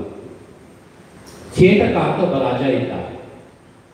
ಇವತ್ತು ತುಂಬಾ ಸಮಯ ಕೊಟ್ಟಿದ್ದಾರೆ ನನಗೆ, ಬೇರೆ ಎಲ್ಲಿ ಹೋದ್ರು ಕೂಡ ಸರ್ 10 ನಿಮಿಷದಲ್ಲಿ ಮುಗಿಸ್ತೀರಲ್ಲ ಅಂತ ಕೇಳುವ ಜನರೇ ಜಾಸ್ತಿ ಇರುವುದು. ಆದರೆ ಇವತ್ತು ಸುಧಾಕರ್ ಉದಾರತೆಯನ್ನು ತೋರಿಸಿದ್ದಾರೆ. ಚೇಟಕ ಅಂತ ಒಬ್ಬ ರಾಜ ಇದ್ದ. ಆ ರಾಜನ ಅರಮನೆಯಲ್ಲಿ ತುಂಬಾ ಮಕ್ಕಳಿದ್ರು, ರಾಜನ ಪರಿವಾರಕ್ಕೆ ಸಂಬಂಧಪಟ್ಟ ಮಕ್ಕಳು. ಅವರೆಲ್ಲ ಗೊಂಬೆಗಳನ್ನು ಒಟ್ಟು ಹಾಕೊಂಡು ಆಟ ಆಡ್ತಾ ಇದ್ದಂತೆ, ತುಂಬಾ ಆಟ ಆಡ್ತಾ ಇದ್ದಾರೆ. ಆಮೇಲೆ ಯಾರಾದ್ರೂ ಬೇರೆ ದೇಶದಿಂದ, ಬೇರೆ ಕಡೆಯಿಂದ ಯಾರಾದ್ರೂ ಬಂದ್ರೆ ಈ ಮಕ್ಕಳು ಒಂದು ಪ್ರಶ್ನೆ ಕೇಳ್ತಿದ್ದಂತೆ, ನೋಡಿ ನಾವು ಆಟ ಆಡುವ ಇಷ್ಟು ಗೊಂಬೆಗಳಿದೆಯಲ್ಲ, ಇದರಲ್ಲಿ ನಿಮ್ಗೆ ಯಾವ ಗೊಂಬೆ ಇಷ್ಟ ಹೇಳಿ ಅಂತ ಬಂದವರನ್ನ ಕೇಳ್ತಾ ಇದ್ರು. ಬಂದವರೆಲ್ಲ ಯಾವ್ದಾದ್ರು ಒಂದು ಗೊಂಬೆಯನ್ನು ತೆಕ್ಕೊಂಡು ತೋರಿಸ್ತಾ ಇದ್ರು, ಹೋಗ್ತಾ ಇದ್ರು, ಮುಗಿತಿತ್ತು. ಒಂದ್ಸಲ ಬುಂದೇಲ್ಖಂಡ್ ಅಂತಕ್ಕಂಥ ದೇಶದಿಂದ ಒಬ್ಬ ರಾಜಕುಮಾರ ಬರ್ತಾನೆ. ಬಂದು ಮಕ್ಕಳು ಆಟ ಆಡುವಲ್ಲಿ ಬರ್ತಾನೆ. ಮಕ್ಕಳು ಅದೇ ಪ್ರಶ್ನೆ ಕೇಳ್ತಾರೆ, ನಾವು ಇಷ್ಟೊಂದು ಗೊಂಬೆಗಳಿದ್ದಾರೆ, ನಿಮ್ಗೆ ಯಾವ ಗೊಂಬೆ ಇಷ್ಟ ಅಂತ. ತಕ್ಷಣ ಬುಂದೇಲ್ಖಂಡ್ನ ರಾಜಕುಮಾರ ಹೋಗಿ ಆ ರಾಶಿಯಿಂದ ತೆಗೆದು ಒಂದು ಬಹಳ ಚಂದದ್ದು, ಒಳ್ಳೆ ಈ ಬಂಗಾರದ ಬಣ್ಣದ ಜಡೆ ಕಟ್ಟಿದ್ದು, ಹೊಳೆಯುವ ಕಾಜಿ ಅಥವಾ ಗಾಜಿನ ಆಗಿರುವ ಕಣ್ಣುಗಳಿರುವುದು, ಗುಂಡಾಗಿರುವ ಮುಖ, ಒಳ್ಳೆ ಫ್ರಾಕ್, ಆಮೇಲೆ ಒಳ್ಳೆ ಕೈ ಕಾಲೆಲ್ಲ ಚಂದ ಇರುವುದು, ಆ ತರ ನೀವೇನಂತ ಹೇಳ್ತಿದ್ದಕ್ಕೆ ಎಂದು ಬಾಬಿಡ ಆ ತರದ ನೋಡಿ, ನಾನು ಹೇಳುವಾಗಲೇ ಅವರಿಗೆ ಆ ತರದ ಅನ್ನಿಸ್ತೇನೆ. ಆದ್ರಿಂದ ಈ ಬಾಬಿ ಡಾಲ್ ತರದ ಒಂದು ಗೊಂಬೆಯನ್ನು ತೆಕ್ಕೊಂಡು ತೋರಿಸಿದ, ಇದು ತುಂಬಾ ಚೆನ್ನಾಗಿದೆ, ಹೂ ಅಂದ್ರೂ ತೆಕ್ಕೊಂಡ್ರು. ಆದ್ರೆ ಆ ಬುಂದೇಲ್ಖಂಡ್ನ ರಾಜಕುಮಾರ ಯಾರೂ ಕೇಳಲಿರುವ ಒಂದು ಪ್ರಶ್ನೆಯನ್ನ ಮಕ್ಕಳಿಗೆ ಕೇಳ್ಬಿಟ್ಟ. ಏನ್ ಕೇಳ್ಬಿಟ್ಟ ಅಂದ್ರೆ, ಮಕ್ಕಳೇ ನನಗೆ ಗೊಂಬೆ ಇಷ್ಟ ಸರಿ, ನಿಮಗೆ ಯಾವ ಗೊಂಬೆ ಇಷ್ಟ ಹೇಳಿ ಅಂತ. ತಕ್ಷಣ ಅಲ್ಲಿರ್ತಕ್ಕಂಥ ಒಂದು ಮಗು ಹೋಗಿ ರಾಶಿಯಿಂದ ಆಚೆ ಮಾಡಿ ಒಂದು ಗೊಂಬೆಯನ್ನು ತಂದು ತೋರಿಸಿ ಹೇಳ್ತದೆ, ನನಗೆ ಈ ಗೊಂಬೆ ಇಷ್ಟ. ನೋಡಿದ್ರೆ ತಲೆಯೆಲ್ಲ ಜಿಡ್ಡು ಕಟ್ಟಿದೆ, ಕಣ್ಣು ಒಂದು ಒಳಗೆ ಹೋಗಿದೆ, ಒಂದು ಹೊರಗೆ ಬಂದಿದೆ, ಕುತ್ತಿಗೆ ಸ್ವಲ್ಪ ಸೊಟ್ಟಗಾಗಿದೆ, ಬಟ್ಟೆ ಎಲ್ಲ ಕೊಳೆ ಆಗಿದೆ, ಕಾಲು ಮುರಿದು ಹೋಗಿದೆ, ಆ ಗೊಂಬೆಯನ್ನ ಮಗು ತೋರಿಸಿದೆ, ನನಗೆ ಈ ಗೊಂಬೆ ಇಷ್ಟ ಅಂತದೆ. ತಕ್ಷಣ ಕೇಳಿದ ಅವನು, ಯಾಕೆ ನಿಮ್ಗೆ ಇಷ್ಟ? ಆವಾಗ ಆ ಮಗು ಹೇಳ್ತದೆ ನೋಡಿ, ಆ ಮಗು ಹೇಳ್ತದೆ, ಸ್ವಾಮಿ ನೀವು ತೋರಿಸಿದ ಗೊಂಬೆ ಚಂದ ಇದೆ, ಎಲ್ಲ ರೀತಿಯಿಂದ ಚೆನ್ನಾಗಿದೆ, ಅದು ಎಲ್ಲರಿಗೂ ಇಷ್ಟ. ಆದ್ರೆ ಇದು ಚೆನ್ನಾಗಿಲ್ಲ ಅಲ್ಲ, ಇದಕ್ಕೆ ಯಾರೂ ಇಲ್ಲ ಅಲ್ಲ, ಆದ್ರಿಂದ ನನಗೆ ಇಷ್ಟ. ಯಾಕಂದ್ರೆ ನಾನು ಇಷ್ಟಪಡ್ಬೇಕು, ಅದಕ್ಕೆ ಯಾರೂ ಇಲ್ಲ ನೋಡಿ, ಆದ್ರಿಂದ ನಾನು ಇಷ್ಟಪಡ್ಬೇಕು, ಅದಕ್ಕೋಸ್ಕರ ನಾನು ಅದನ್ನು ಇಷ್ಟಪಡ್ತೇನೆ ಅಂತ. ಇದು ನಿಜವಾಗಿರ್ತಕ್ಕಂಥ ಸಾಮಾಜಿಕ ಕಳಕಳಿ. ಇವತ್ತು ಉಳ್ಳವರಿಗೆ ಕೊಡುವವರು ಬೇಕಾದಷ್ಟು ಜನ ಇದ್ದಾರೆ, ಆದ್ರೆ ಇಲ್ಲದವರ ಕಡೆಗೆ ದೃಷ್ಟಿ ಹಾಯಿಸ್ತಕ್ಕಂಥವ್ರು ಎಷ್ಟು ಜನ ಇದ್ದಾರೆ. ಆದ್ದರಿಂದಲೇ ಸ್ವಾಮಿ ವಿವೇಕಾನಂದರು ಹೇಳ್ತಾರೆ, ದರಿದ್ರ ದೇವೋಭವ. ಕಷ್ಟದಲ್ಲಿರುವವರು, ದೀನರು ಯಾರಿದ್ದಾರೆ ಅವರ ಕಡೆ ಗಮನ ಹರಿಸಿ ಅಂತಕ್ಕಂಥ ಮಾತನ್ನ ಹೇಳ್ತಾರೆ. ನನ್ನ ಮುಂದಿನ ಸಂಗತಿ ಅವರಿಂದ ನಾವು ಸ್ವೀಕರಿಸಬೇಕಾದಂತ ಆದರ್ಶ ಅಂತ ತೆಕ್ಕೊಳ್ತಕ್ಕಂಥದ್ದು ಅವರ ಇಂದ್ರಿಯ ನಿಗ್ರಹ. ಬದುಕಿದ್ದದ್ದು 39 ವರ್ಷ, ಆದರೆ ತನ್ನ ಇಂದ್ರಿಯವನ್ನ ನಿಯಂತ್ರಣದಲ್ಲಿ ಇರಿಸಿಕೊಂಡು, ಯಾಕಂದ್ರೆ ಇವತ್ತು ನಮಗೆ ದೊಡ್ಡ ಸವಾಲು ಇರುವುದೇ ನಮ್ಮ ಕಣ್ಣು ನಾವು ಹೇಳಿದಾಗೆ ಕೇಳುವುದಿಲ್ಲ, ನಮ್ಮ ನಾಲಿಗೆ ನಾವು ಹೇಳಿದಾಗೆ ಕೇಳುವುದಿಲ್ಲ. ಮಕ್ಕಳದ್ದು ಮಾತ್ರ ಅಲ್ಲ, ನಾನು ಮಕ್ಕಳಿಗೆ ಹಿತೋಪದೇಶ ಹೇಳುವುದಲ್ಲ. ಎಷ್ಟೋ ಜನ ಶುಗರ್ ಆಗಿರೋರನ್ನ ನಾನು ಪಕ್ಕದಲ್ಲಿ ಊಟ ಕೂರಿಸ್ಕೊಂಡು ನೋಡಿದ್ದೇನೆ ನಾನು ಮದುವೆ ಸಮಾರಂಭದಲ್ಲೆಲ್ಲ. ಆಗ ಬಡಿಸುವವರಿಗೆ ಗೊತ್ತಾಯ್ತು, ಧೂಳು ಮಾತಾಡಿದ್ರೆ ಕಷ್ಟ ಆಗ್ತದೆ, ನಿಮ್ಗೆ ಶುಗರ್ ಅಲ್ವಾ, ಬೇಡಲ್ಲ ಹೋಳಿಗೆ ಹಾಕೋದು ಹೇಳಿದ್ರೆ ಹಾಕಿ ಪರವಾಗಿಲ್ಲ, ಆಮೇಲೆ ಒಂದು ಮಾತ್ರೆ ಜಾಸ್ತಿ ತಗೊಂಡ್ರೆ ಆಯ್ತು ಅಂತ. ನಾಲಿಗೆ ದಾಸರಾಗಿ ನಾವು ಹೇಗೆ ಬದುಕ್ತೇವೆ ಅನ್ನೋದಕ್ಕೆ ಉದಾಹರಣೆ ಕೊಡ್ತೇನೆ ನಾನು. ಹಾಗಾಗಿ ಈ ತರ ಇರ್ತಕ್ಕಂಥ ಕಾಲಕ್ಕೆ ವಿವೇಕಾನಂದರು ಒಬ್ಬ ಸನ್ಯಾಸಿಯಾಗಿ 39 ವರ್ಷ ತನ್ನ ಪಂಚ ಇಂದ್ರಿಯಗಳನ್ನು ನಿಯಂತ್ರಣದಲ್ಲಿಟ್ಕೊಂಡು ಹೇಗೆ ಬದುಕಿದ್ರು ಅನ್ನೋದೇ ಅದ್ಭುತ. ನೀವು ಅವರ ಭಾರತದಲ್ಲಿ ಅವರೇನು ಸುತ್ತಾಡಿದ್ರು ಅಂತ ಹೇಳಿದೆ, ಆ ಕಾಲದಲ್ಲಿ ಎಷ್ಟೋ ಜನ ಡಂಬಾಚಾರಿ ಬಾಬಾಗಳು ಬರ್ತದೆ, ಅವ್ರ ಜೀವನ ಚರಿತ್ರೆಯಲ್ಲಿ ಬರ್ತದೆ. ಡಂಬಾಚಾರಿ ಬಾಬಾಗಳು ಗಾಂಜಾ ಸೇದುವುದಕ್ಕೆ, ಇನ್ನೊಂದೇನೋ ಡ್ರಗ್ಸ್ ಇತ್ಯಾದಿಗಳನ್ನು ಸೇವಿಸುವುದಕ್ಕೆ ಬೇಕಾದಂತ ಸಾಕಷ್ಟು ಪ್ರೇರಣೆಯನ್ನು ವಿವೇಕಾನಂದರಿಗೆ ಕೊಡ್ತಾರೆ. ಆದರೆ ಎಂದೂ ಕೂಡ ಆ ದುರಭ್ಯಾಸಕ್ಕೆ ವಿವೇಕಾನಂದರು ಒಳಗಾಗಲೇ ಇಲ್ಲ. ಇಲ್ಲೇ ಒಂದು ಮಾತು ಮತ್ತೆ ವಿಷಯಾಂತರ ಆದರೂ ಹೇಳಬೇಕು ನಾನು. ಇದಕ್ಕೊಂದು ಪುಟ್ಟ ಕತೆ, ಯಾಕಂದ್ರೆ ಕಥೆಯನ್ನು ಕಿಸೆಯಲ್ಲಿ ಇಟ್ಕೊಳ್ತೀರಿ ಅಂತ ನಂಗೆ ಆಸೆ. ಒಬ್ಬ ರಾಜ ಇದ್ದ, ತುಂಬಾ ದಾನ ಧರ್ಮ ಮಾಡ್ತಿದ್ದ, ಯಾರೇ ಬೇಕಾದ್ರೂ ದಾನ ಧರ್ಮ ಮಾಡ್ತಿದ್ದ. ಒಂದ್ ದಿವಸ ಅವನ ಅರಮನೆಗೆ ಒಂದು ಗೆದ್ದಲು ಹುಳ ಬಂತಂತೆ. ಗೆದ್ದಲು ಹುಳ ಬಹಳ ಚಿಕ್ಕ ಗೆದ್ದಲು ಹುಳ ನಮಸ್ಕಾರ ಮಾಡಿ ಹೇಳ್ತದೆ, ರಾಜ ನಂದು ಒಂದು ಬೇಡಿಕೆ ಇದೆ. ಏನು? ನಾನು ಇಷ್ಟು ಚಿಕ್ಕವ, ನನಗೊಂಚೂರು ಅರಮನೆಗೆ ಜಾಗ ಕೊಡ್ತೀಯಾ ಅಂತ. ಇವ್ ಹೇಳಿದ, ನೀನು ಜಾಗ ಇಲ್ಲ, ಹೋಗು ಗೆದ್ದಲು. ಮರು ದಿವಸ ಪುನಃ ಬರ್ತದೆ ಗೆದ್ದಲು ಹುಳು, ಪುನಃ ರಾಜನ ಹತ್ರ ಕೇಳ್ತದೆ, ನನಗೊಂಚೂರು ಜಾಗ ಕೊಡು ಮಾರಾಯ, ಸ್ವಲ್ಪ, ನನಗೆ ದೊಡ್ಡ ಕೋಣೆ ಬೇಕಾಗಿಲ್ಲ. ಪ್ರತಿ ದಿವಸ ಹೀಗೆ ಬರ್ತಾ ಇತ್ತು. ಕೊನೆಗೆ ಒಂದು ದಿವಸ ಅಯ್ಯೋ ಪಾಪ ಅಂತ ಕಂಡು ಆ ಗೆದ್ದಲು ಹುಳಕ್ಕೆ ಅರಮನೆಯಲ್ಲಿ ಜಾಗ ಕೊಟ್ಟ. 5 ವರ್ಷದಲ್ಲಿ ಅರಮನೆ ಪೂರ್ತಿ ಗೆದ್ದಲು ಹಿಡಿದು ಸರ್ವನಾಶ ಆಗಿ ಹೋಯಿತು ಅಂತ. ಅರ್ಥ ಏನು ಅಂದ್ರೆ, ಒಂದು ಸಣ್ಣ ದುರಭ್ಯಾಸ, ಒಂದು ಚಿಕ್ಕ ಬ್ಯಾಡ್ ಹ್ಯಾಬಿಟ್ ಏನ್ ಮಾಡ್ತದೆ ನಮ್ಮನ್ನ ಅನ್ನೋದಕ್ಕೆ ಈ ಗೆದ್ದಲು ಹುಳದ ಉದಾಹರಣೆ ಆಗ್ತದೆ. ಆದರೆ ವಿವೇಕಾನಂದರು 39 ವರ್ಷದ ತಮ್ಮ ಬದುಕಿನಲ್ಲಿ ಯಾವತ್ತೂ ಈ ತರದ ಒಂದು ಸಣ್ಣ ಅಂಶವೂ ಕೂಡ ತನ್ನ ಚಾರಿತ್ರ್ಯಕ್ಕೆ ಸೇರಿಕೊಳ್ಳದಂತೆ ಎಚ್ಚರ ವಹಿಸಿದ್ರು ಎನ್ನುವುದನ್ನ ನಾವು ಗಮನಿಸಬೇಕಾಗುತ್ತೆ. ಅದನ್ನ ಎಂದೂ ದುರಭ್ಯಾಸ ಇಲ್ಲ. ಒಂದು ವಿಷಯ ನಿಮಗೆ ಉದಾಹರಣೆ ಕೊಡಬೇಕು ಅವರ ಜೀವನದಿಂದ. ಅವರ ಶಿಷ್ಯೆಯಾಗಿ ಬಂದವರು ನಿವೇದಿತಾ, ತುಂಬಾ ಸುಂದರವಾಗಿರ್ತಕ್ಕಂಥ ಹುಡುಗಿ, ಆದ್ರೆ ಶಿಷ್ಯೆಯಾಗಿ ಸ್ವೀಕಾರ ಮಾಡಿದ್ರು. ಯಾಕೆ ಹೀಗೆ ಸುಂದರವಾದ ಹುಡುಗಿ ಶಿಷ್ಯೆಯಾಗಿ ಅಂತ ಒತ್ತಿ ಹೇಳ್ತೇನೆ ಅಂತ ನಿಮ್ಗೆ ಆಶ್ಚರ್ಯ ಆಗುತ್ತೆ. ಹೇಳ್ತೇನೆ, ಅಮೆರಿಕಾದಲ್ಲಿ ಅವರು ಇದ್ದಾಗ ಒಬ್ಬಳು ಹುಡುಗಿಗೆ, ನಿಮ್ಮ ಶಬ್ದದಲ್ಲಿ ಹೇಳ, ಇವ್ರ ಮೇಲೆ ಕ್ರಶ್ ಆಯ್ತು. ನಿಮ್ಮ ಶಬ್ದ ಆಯ್ತಾ, ಬಹಳ ಇಷ್ಟ ಆಯ್ತು. ಸ್ವಾಮಿ ವಿವೇಕಾನಂದರ ಮಾತು ಮತ್ತೆ ಚಂದ ಇದ್ರು. ನೀವೆಲ್ಲ ಚಿತ್ರ ನೋಡಿದ್ದೀರಿ. ಸ್ವಾಮಿ ವಿವೇಕಾನಂದರು ಅಂದ್ರೆ ಅವ್ರ ಚಂದವೇ ಬೇರೆ. ಚಂದ ಇದ್ರು, ಒಳ್ಳೆ ಮಾತಾಡ್ತಾ ಇದ್ರು, ಪ್ರಸಿದ್ಧಿ ಇತ್ತು. ಅವಳಿಗೆ ತುಂಬಾ ಖುಷಿ. ಕೊನೆಗೆ ಏನ್ ಮಾಡಿದ್ರು ಅಂದ್ರೆ, ಅವರ ಉಪನ್ಯಾಸ ಎಲ್ಲಿ ಉಂಟು ಅಲ್ಲೆಲ್ಲ ಹೋಗಿ ಎದುರು ಸಾಲಲ್ಲೇ ಕೂತ್ಕೊಳ್ಳೋದು, ಅವ್ರಿಗೆ ಕಾಣಿಸ್ಕೊಳ್ಳೋದಕ್ಕೆ ಪ್ರಯತ್ನ ಮಾಡೋದು, ಈ ತರ ಎಲ್ಲ ಮಾಡ್ತಾ ಇದ್ರು. ಆದ್ರೆ ಸ್ವಾಮಿ ವಿವೇಕಾನಂದರು ಗಮನಿಸಿಯೂ ಗಮನಿಸದ ಆಗಿದ್ರು. ಕೊನೆಗೆ ಏನ್ ಮಾಡಿದ್ರು ಅವಳು, ಒಂದ್ ದಿವಸ ಅಂದ್ರೆ ಬೇರೆಯವರ ಹತ್ರ, ಕಾರ್ಯಕರ್ತರ ಹತ್ರ ಅನುಮತಿ ಕೇಳಿ, ಒಂದ್ ದಿವಸ ನನಗೆ ಅವರ ಹತ್ರ ಮಾತಾಡ್ಲಿಕ್ಕೆ ಅವಕಾಶ ಮಾಡಿಕೊಡ್ಬೇಕು ಅಂತ ಕೇಳಿ, ಸರಿ ಆಯ್ತು ಅಂತ ಕರ್ಕೊಂಡು ಹೋದ್ರು. ಅವಳು ಹೋಗಿ ಹೇಳ್ತಾಳೆ, ಸ್ವಾಮಿ ನಿಮ್ಮ ಹತ್ರ ಪ್ರತ್ಯೇಕವಾಗಿ ಖಾಸಗಿಯಾಗಿ ಮಾತಾಡ್ಬೇಕು ನಾನು. ಸರಿ ಇದ್ರು ವಿವೇಕಾನಂದರು. ಉಳಿದವರನ್ನೆಲ್ಲ ಹೊರಗೆ ಕಳಿಸಿ ಬಾಗಿಲು ಹಾಕಿದ್ರು. ಆಗ ಅವಳು ಹೇಳ್ತಾಳೆ, ಸ್ವಾಮಿ ನೀವು ತುಂಬಾ ಬುದ್ಧಿವಂತರಿದ್ದೀರಿ, ನಾನ್ ನೋಡಿ ತುಂಬಾ ಚಂದ ಇದ್ದೇನೆ. ನನ್ಗೆ ಆಸೆ ಏನು ಅಂದ್ರೆ ನಾವಿಬ್ರು ಮದುವೆ ಆದ್ರೆ ನಮ್ಗೆ ಹುಟ್ಟುವ ಮಗು ಅವನು ಸುಂದರಾಂಗನೂ ಆಗಿರ್ತಾನೆ, ಜಾಣನೂ ಆಗಿರ್ತಾನೆ. ಆದ್ರಿಂದ ನೀವು ನನ್ನನ್ನು ಮದುವೆ ಆಗ್ತೀರಾ ಕೇಳಿದ್ದೆ. ಇದು ನೋಡಿ, ಇದು ಪ್ರಶ್ನೆ. ಆದ್ರೆ ಉತ್ತರ ಸ್ವಾರಸ್ಯದ್ದು.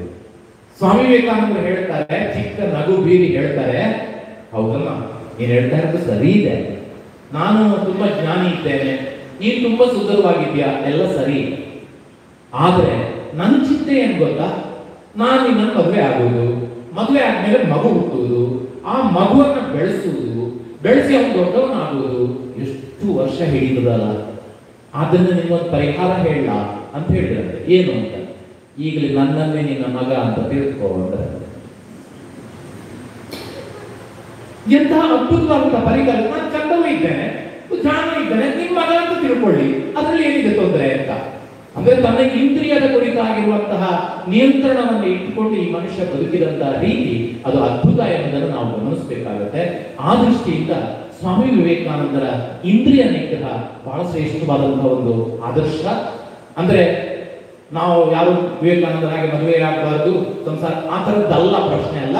ಈ ಇಂದ್ರಿಯಗಳು ನಮ್ಮನ್ನು ಎಲ್ಲೆಲ್ಲಿಗೂ ಹೇಳ್ಕೊಂಡು ಹೋಗ್ತವೆ, ಏನೇನೋ ದಾರಿ ತಪ್ಪಿಸ್ತವೆ. ಹಾಗಾಗದ ಹಾಗೆ ಎಚ್ಚರಿಕೆ ವಹಿಸತಕ್ಕಂಥ ಹೊಣೆಗಾರಿಕೆ ನಮಗಿದೆ ಎನ್ನುವುದನ್ನು ಸ್ವಾಮಿ ವಿವೇಕಾನಂದರ ಬದುಕು ನಮಗೆ ತೋರಿಸಿಕೊಡ್ತದೆ. ಇನ್ನು ನಾನು ಮತ್ತೆ ಸ್ವಾಮಿ ವಿವೇಕಾನಂದರಲ್ಲಿ ಗುರುತಿಸ್ತಕ್ಕಂಥದ್ದು ಅವರ ಏಕಾಂಗಿ ಸಾಧನೆ. ಏಕಾಂಗಿ ಸಾಧನೆ ಬಹಳ ಮುಖ್ಯವಾದದ್ದು. ಯಾಕೆ ಅಂದ್ರೆ ಅವರು ದೇಶ ಸುತ್ತುವ ಹೊತ್ತಿಗೂ ಕೂಡ ಹೇಳಿದ್ರಂತೆ. ಯಾಕಂದ್ರೆ ಆ ಹೊತ್ತಿಗೆ ರಾಮಕೃಷ್ಣ ಮಿಷನ್ ಅನ್ನ ಪ್ರಾರಂಭ ಮಾಡಿದ್ರು. ಬೇರೆ ಶಿಷ್ಯರೆಲ್ಲ ಕೇಳಿದ್ರಂತೆ, ಸ್ವಾಮೀಜಿ ನಾವು ನಿಮ್ಮೊಟ್ಟಿಗೆ ಬರುತ್ತಾ ಅಂತ. ಯಾರು ನಮ್ಮ ಜೊತೆ ಬರಬಾರ್ದು ಅಂತ ಹೇಳಿದ್ರಂತೆ ಸ್ವಾಮಿ ವಿವೇಕಾನಂದ. ಏಕಾಂಗಿಯಾಗಿ ದೇಶವನ್ನು ಸುತ್ತಿದ್ದವರು, ಒಬ್ಬನೇ. ಅಮೆರಿಕಕ್ಕೆ ಹೋಗಿದ್ದು ಏಕಾಂಗಿಯಾಗಿ. ಎಲ್ಲ 39 ವರ್ಷವೂ ತಾನು ಮಾಡಿದ್ದು ಏಕಾಂಗಿ ಸಾಧನೆ. ಇದರಿಂದ ಗಮನಿಸಬೇಕಾದ ಏನು ಅಂದ್ರೆ, ನಾವು ಎಷ್ಟೋ ಸಲ ಹೇಳ್ತೇವೆ ನಮಗೆ ಹಾಗೆ ಮಾಡ್ಬೇಕು, ಹೀಗೆ ಮಾಡ್ಬೇಕು ಎಲ್ಲ ಆಸೆ ಉಂಟು, ಆದ್ರೆ ನಾನೊಬ್ಬನೇ ಎಂತ ಮಾಡುದು, ನಾನೊಬ್ಬನೇ ಎಂತ ಮಾಡುದು ತುಂಬಾ ಸಲ ಅನಿಸುದು. ಪುಟ್ಟ ಕತೆ, ಒಂದ್ ಪುಟ್ಟ ಕತೆ. ಒಂದ್ ದಿವಸ ಬೆಳಿಗ್ಗೆ ಇದು ತುಂಬಾ ಕಡೆ ಹೇಳಿದ್ದೇನೆ, ಎಲ್ಲರೂ ಕೇಳಿರ್ಬೋದು. ಬೆಳಿಗ್ಗೆ ಟಿವಿಯಲ್ಲಿ ಒಂದು ಬ್ರೇಕಿಂಗ್ ನ್ಯೂಸ್ ಬಂತಂತೆ. ಏನ್ ಬ್ರೇಕಿಂಗ್ ನ್ಯೂಸ್ ಅಂದ್ರೆ, ಇವತ್ತು ಸಂಜೆ 6 ಗಂಟೆಗೆ ಸರಿಯಾಗಿ ಆಕಾಶ ಭೂಮಿಗೆ ಬೀಳ್ತದೆ ಅಂತ. ಟಿವಿ 9 ಇರ್ಬೋದಲ್ಲ, ಯಾಕಂದ್ರೆ ಆ ತರದ ಸುದ್ದಿ ಅವರಿಗೆ ಬೇಗ ಸಿಕ್ಕುದು. ಆದ್ರಿಂದ ಬ್ರೇಕಿಂಗ್ ನ್ಯೂಸ್ ಯಾವಾಗ ಬೆಳಿಗ್ಗೆ ಟಿವಿ ನೋಡಿದ್ರೋ ಈ ಬ್ರೇಕಿಂಗ್ ನ್ಯೂಸ್ ಸಿಕ್ತೋ, ಎಲ್ಲ ಟಿವಿ ಆಫ್ ಮಾಡುವುದನ್ನು ಮರೆತು ಓಡ್ಲಿಕ್ಕೆ ಶುರು ಮಾಡಿದ್ರು. ಆಕಾಶ ಭೂಮಿಗೆ ಬೀಳ್ತದೆ ಓಡಿದ್ರು. ಮತ್ತೆ ಇನ್ನಷ್ಟು ಜನರಿಗೆ ಎಲ್ಲ ಅಲ್ಲ, ಆಕಾಶ ಭೂಮಿಗೆ ಬಿದ್ದರೆ ಓಡುದೆಲ್ಲಿಗೆ ದೇವರಿಗೆ ಗೊತ್ತು. ಓಡ್ತಾ ಇದ್ದಾರೆ, ಎಲ್ಲರೂ ಓಡ್ತಾ ಇದ್ದಾರೆ. ಓಡಿದ್ರು. ಸಂಜೆ 6 ಗಂಟೆಗೆ ಬೀಳುದು. 5 ಗಂಟೆಗೆ ಆಗುವಾಗ ಒಬ್ಬ ಬೆಳಿಗ್ಗೆಯಿಂದ ಓಡಿದ್ದಾನೆ. ಓಡಿದವ ಸಾಕಾಗಿದ್ದವನಿಗೆ, ಅದು ಓಡ್ಲೇಬೇಕಲ್ಲ, ಓಡ್ತಾ ಇದ್ದಾನೆ. ರಸ್ತೆ ಬದಿ ನೋಡಿದರೆ ರಸ್ತೆ ಬದಿಯಲ್ಲಿ ಗುಬ್ಬಚ್ಚಿ ಕಾಣಿಸ್ತದೆ. ಆ ಗುಬ್ಬಚ್ಚಿ ಕಣ್ಣಿನಲ್ಲಿ ಏನೋ ಪರಪರ ಮಾಡ್ತಾ ಇದೆ. ಇವನು ನಿಂತ, ಒಂದು ಗಳಿಗೆ ರೆಸ್ಟ್ ಬೇಕಿದ್ದವನಿಗೆ ನಿಂತು ಕೇಳ್ತಾನೆ, ಏ ಗುಬ್ಬಚ್ಚಿ ಏನ್ ಮಾಡ್ತಾ ಇದೀಯಾ? ಗುಬ್ಬಚ್ಚಿ ಹೇಳ್ತದೆ, ಏನಣ್ಣ ಅಂತ. ಒಂದು ಬ್ರೇಕಿಂಗ್ ನ್ಯೂಸ್ ಉಂಟು, ನಿಮ್ಗೆ ಗೊತ್ತಿಲ್ವಾ ಅಂತ ಕೇಳಿದ. ಬೇರೆ ಯಾರಿಗಾರು ಗೊತ್ತಿಲ್ಲದಿದ್ರೆ, ನಮ್ಗೆ ಗೊತ್ತಿದ್ರೆ ಭಾರಿ ಖುಷಿ ಆಗುತ್ತೆ ನಮ್ಗೆ ಅವ್ರು ಹೇಳಲಿಕ್ಕೆ. ಹಾಗಾಗಿ ನಿಮ್ಗೆ ಗೊತ್ತಿಲ್ವಾ ಅಂತ. ಏನು? ಈಗ 6 ಗಂಟೆಗೆ ಸರಿಯಾಗಿ ಆಕಾಶ ಭೂಮಿಗೆ ಬೀಳ್ತದೆ ಅಂತ ಹೇಳಿದ್ರು. ಹೌದಾ? ಅದಕ್ಕೆ ಓಡು, ಎಲ್ಲರೂ ಓಡ್ತಾ ಇದ್ದಾರೆ, ಓಡು. ತಕ್ಷಣ ಗುಬ್ಬಚ್ಚಿ ಹೇಳ್ತದೆ, ಅಣ್ಣ ನೀನು ಓಡು, ನಾನು ಓಡುದಿಲ್ಲ. ಯಾಕೆ? ನೋಡು, ನಿನ್ನ ಹಾಗೆ ನನಗೂ ಕೂಡ ಯಾರೋ ಹೇಳಿ ಬೆಳಿಗ್ಗೆನೆ ಬ್ರೇಕಿಂಗ್ ನ್ಯೂಸ್ ಸಿಕ್ಕಿದೆ, ಆಕಾಶ ಭೂಮಿಗೆ ಬೀಳ್ತದೆ ಅಂತ ನನಗೂ ಗೊತ್ತಾಗಿದೆ. ಅದಕ್ಕೆ ಇಲ್ಲೇ ಸ್ವಲ್ಪ ಮಣ್ಣೆಲ್ಲ ತೆಗೆದು ನೆಲ ಸರಿ ಮಾಡ್ತಾ ಇದ್ದೇನೆ. ಯಾಕೆ ಅಂದ್ರೆ ಆಕಾಶ ಕೆಳಗೆ ಬೀಳುವಾಗ ನಾನು ನನ್ನ ದೇಹವನ್ನ ಕೆಳಗೆ ಮಾಡಿ, ಕಾಲನ್ನ ಮೇಲೆ ಮಾಡಿ, ನನ್ನಿಂದ ಎಷ್ಟು ಸಾಧ್ಯ ಅಷ್ಟು ಆಕಾಶವನ್ನ ಎತ್ತಿ ಹಿಡಿಬೇಕು ಅಂತ ಯೋಚನೆ ಮಾಡಿದ್ದೇನೆ. ಅದರಿಂದ ಇಲ್ಲೇ ಇದ್ದೇನೆ ನಾನು ಅಂತ. ಗಮನಿಸಬೇಕಾದ್ದು, ಈ ದೇಶದಲ್ಲಿ ನಾವೆಲ್ಲರೂ ಗುಬ್ಬಚ್ಚಿಗಳೇ. ಒಬ್ರು ಡಾಕ್ಟರ್ ಸುಧಾಕರ್ ಶೆಟ್ಟಿ ಅಂತಕ್ಕಂತಹ ಗುಬ್ಬಚ್ಚಿ ಏಕಾಂಗಿಯಾಗಿ ಏನು ಸಾಧನೆ ಮಾಡಿದ್ರು ಅಂತ ನಿಮ್ ಕಣ್ಣೆದುರು ನೋಡಿದ್ರೆ, ಬಹುಶಃ ಸ್ವಾಮಿ ವಿವೇಕಾನಂದರ ಆದರ್ಶ ಎಷ್ಟು ಶ್ರೇಷ್ಠವಾಗಿ ಇಲ್ಲಿ ಕಾರ್ಯರೂಪಕ್ಕೆ ಬರ್ತಾ ಇದೆ ಅನ್ನೋದನ್ನು ಗಮನಿಸಬೇಕು. ನಾವು ಹಾಗೆ ನಾಳೆ ಏಕಾಂಗಿಯಾಗಿ ಆದರೂ ನಮ್ಮ ಬದುಕಿನ ಜೊತೆಯಲ್ಲಿ ನಾಡಿಗೆ ಜನರಿಗೆ ಒಂದು ಬದುಕು ಕಟ್ಟಿಕೊಡ್ತಕ್ಕಂಥ ಕೆಲಸವನ್ನ ಮಾಡಬೇಕು ಎನ್ನುವ ಆದರ್ಶ ನಮಗೆ ಸ್ವಾಮಿ ವಿವೇಕಾನಂದರಿಂದ ಸ್ವೀಕಾರ ಆಗಬೇಕಾದದ್ದು ಎನ್ನುವುದನ್ನು ದಯವಿಟ್ಟು ಗಮನಿಸಿ. ಹಾಗಾಗಿ ಏಕಾಂಗಿ ಅಂತ ನಾವು ನಿರಾಶರಾಗಬೇಕಾದಂತ ಅವಶ್ಯಕತೆ ಇಲ್ಲ ಅಂತ ಹೇಳಿ ಶಿಕ್ಷಣದ ಬಗ್ಗೆ ಕೆಲವು ಮಾತು ಹೇಳಬೇಕು. ಗಡಿಯಾರ ನನ್ನನ್ನು ಎಚ್ಚರಿಸ್ತಾ ಇದೆ. ಆದ್ದರಿಂದ ಶಿಕ್ಷಣದ ಬಗ್ಗೆ ಹೇಳಬೇಕು. ಶಿಕ್ಷಣದ ಬಗ್ಗೆ ಎಷ್ಟು ಚಂದ ಮಾಡಿ ವಿವೇಕಾನಂದರು ಹೇಳ್ತಾರೆ ಅಂದ್ರೆ, ಅವ್ರು ಹೇಳ್ತಾರೆ, ನಮ್ಮ ವಿದ್ಯಾರ್ಥಿಗಳು ಭತ್ತ ತುಂಬುವ ಚೀಲಗಳಾಗಬಾರದು, ಭತ್ತ ಬೆಳೆಯುವ ಗದ್ದೆಗಳಾಗಬೇಕು ಅಂತ. ಆದ್ರೆ SSLC ಇದ್ದಾಗ ಒಂದು ಕ್ಷಣ ನೆನಪು ಮಾಡ್ಕೊಳ್ಳಿ, ಪರೀಕ್ಷೆಗೆ ಹೋದ ದಿನಗಳು ಎಲ್ಲ. 6ನೇ ಸಬ್ಜೆಕ್ಟ್ ಮುಗ್ದ ದಿವಸ ಎಷ್ಟು ಹಗೂರ ಆಗುತ್ತಲ್ಲ. ಯಾಕೆ ಹೇಳಿ? ಎಲ್ಲಾ ಈ ಗೋಣಿ ಚೀಲದಲ್ಲಿ ತುಂಬಿದ್ದೆಲ್ಲ ಎಕ್ಸಾಮ್ ಹಾಲಲ್ಲಿ ಒಂದು ಸಲ ಅನ್ಲೋಡ್ ಮಾಡಿ ಗೋಣಿ ಹೀಗೆ ಮಾಡಿ ಮನೆಗೆ ಬಂದ ಕೂಡ ಭಾರಿ ಆರಾಮ ನಮ್ಗೆ ಒಂದು ರೀತಿಯಲ್ಲಿ. ಆದ್ರೆ ನೋಡಿ, ಇವತ್ತು ಯಾಕೆ ನಾನು ಇಲ್ಲಿ ಅದಕ್ಕೆ ಭಿನ್ನವಾಗಿ ನಡೀತದೆ ಅಂತ ಹೇಳುದು, ಇದು ಪರೀಕ್ಷೆ ಬರುವುದಿಲ್ಲ. ಅಂದ್ರೆ ಇಲ್ಲಿ ಶಿಕ್ಷಣ ಎನ್ನುವುದು, ಜ್ಞಾನ ಸುಧಾರಣೆ ಶಿಕ್ಷಣ ಎನ್ನುವುದು ಅದು ಗೋಣಿ ಚೀಲಕ್ಕೆ ತುಂಬಿಸುವ ಕೆಲಸ ಅಲ್ಲ, ಗದ್ದೆಗಳನ್ನಾಗಿ ಮಾಡುವ ಕೆಲಸ ಎನ್ನುವುದನ್ನು ಗಮನಿಸಬೇಕು ನಾವು. ಆದ್ದರಿಂದ ಅವ್ರು ಹೇಳ್ತಾರೆ, ಭತ್ತ ತುಂಬುವ ಚೀಲ. ಇವತ್ತು ಎಷ್ಟೋ ಸಲ ನಾನು ಟೀಚರ್ಸಿಗೂ ತಮಾಷೆ ಮಾಡ್ತಾ ಇದ್ದೇನೆ, ಲೆಕ್ಚರರ್ಸಿಗೂ ಕೂಡ. ಎಂತ ಹೇಳಿದ್ರೆ, ನಾವೆಲ್ಲ ಒಂದು ಶಬ್ದ ಉಪಯೋಗಿಸಲಿಕ್ಕುಂಟು, ನನ್ನ ಪೋರ್ಷನ್ ಕವರ್ ಆಗಲಿಲ್ಲ ಮಾಡಿದ್ರೆ.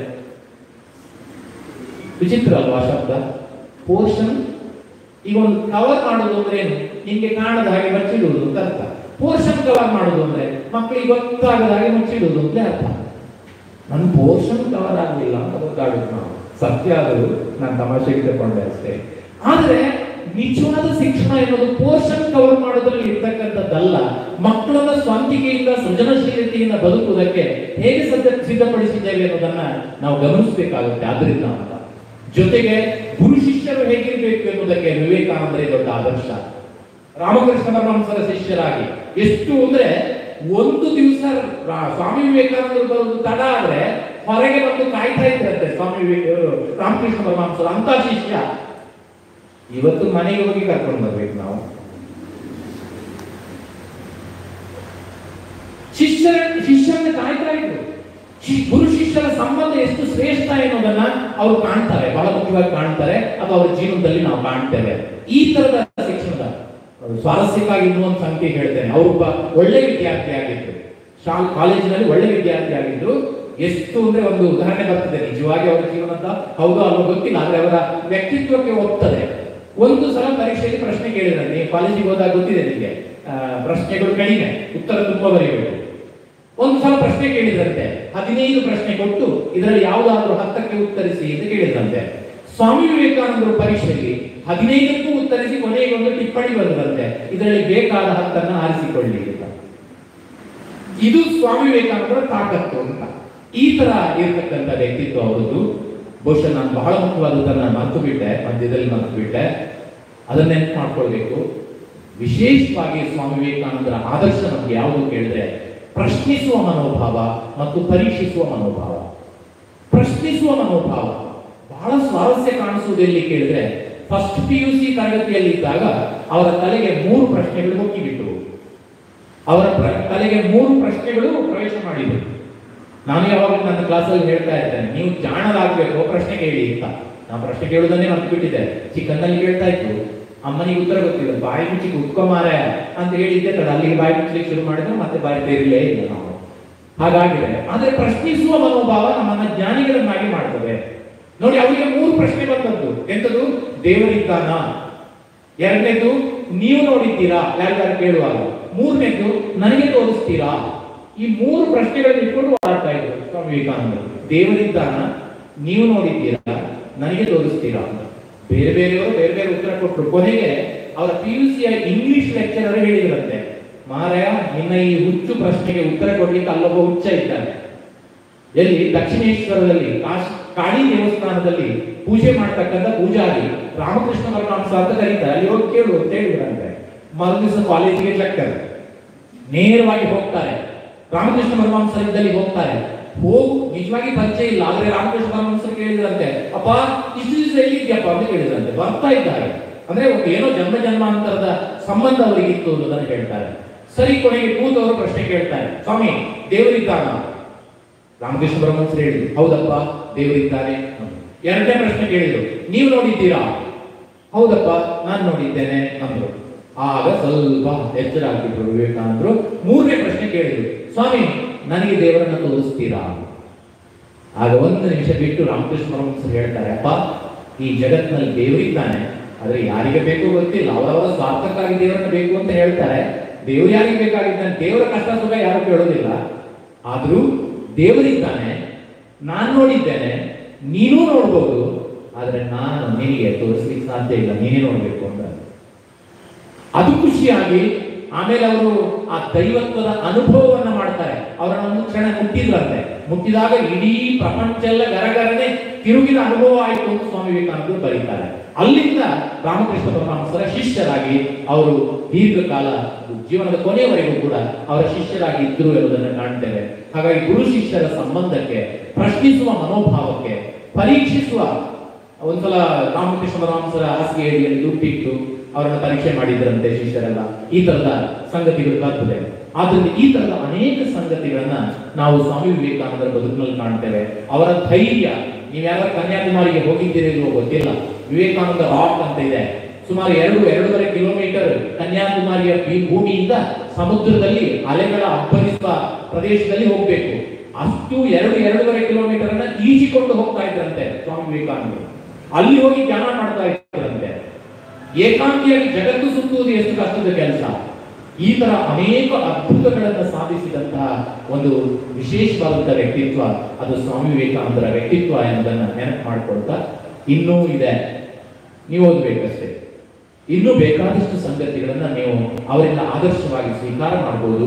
ಹಾಗಾಗಿ ಇವತ್ತು ಪರಿಚಯಾತ್ಮಕವಾಗಿ ಕೆಲವು ಸಂಗತಿಗಳನ್ನ ಹೇಳಿದ್ದೇನೆ ಅಂತ ಇಟ್ಕೊಳ್ಳಿ ಅಂತ ಹೇಳ್ತಾ, ಅಂತಹ ಸ್ವಾಮಿ ವಿವೇಕಾನಂದರು ನಮ್ಮ ಆದರ್ಶವಾದರೆ ನಾವು ಯಾಕೆ ಬದುಕ್ತಾ ಇದ್ದೇವೆ, ನಮ್ಮ ಬದುಕು ಹೇಗೆ ಸಾರ್ಥಕ ಮಾಡಿಕೊಳ್ಬೇಕು ಎನ್ನುವುದರ ಪೂರ್ಣವಾದಂತಹ ಒಂದು ಕಲ್ಪನೆ ನಮಗೆ ಸಿಗ್ತದೆ. ಆದ್ರಿಂದ ವಿವೇಕಾನಂದರ ಬಗ್ಗೆ ಪ್ರೀತಿ ಇರಲಿ, ಗೌರವ ಇರಲಿ. ವಿವೇಕಾನಂದರಂತಹ ಯಾರೇ ಆದರ್ಶ ವ್ಯಕ್ತಿಗಳಿದ್ರು ಅವರ ಆದರ್ಶಗಳನ್ನು ಸ್ವೀಕಾರ ಮಾಡಿ ನಮ್ಮ ಜೀವನವನ್ನ ಸುಂದರ ಮಾಡಿಕೊಳ್ಳೋಣ ಅಂತ ಹೇಳ್ತಾ, ಇಷ್ಟೊಂದು ಸುದೀರ್ಘ ಕಾಲ ಮಾತನಾಡೋದಕ್ಕೆ ನನಗೆ ಅವಕಾಶ ಮಾಡಿಕೊಟ್ಟಂತ ಎಲ್ಲ ಆದರಣೀಯರಿಗೆ ಮತ್ತು ಪ್ರೀತಿಯಿಂದ ಕೇಳಿದಂತ ನಿಮಗೆ ಎಲ್ಲರಿಗೂ ಕೂಡ ನಮಸ್ಕರಿಸಿ ನನ್ನ ಮಾತು ಮುಗಿಸ್ತೇನೆ.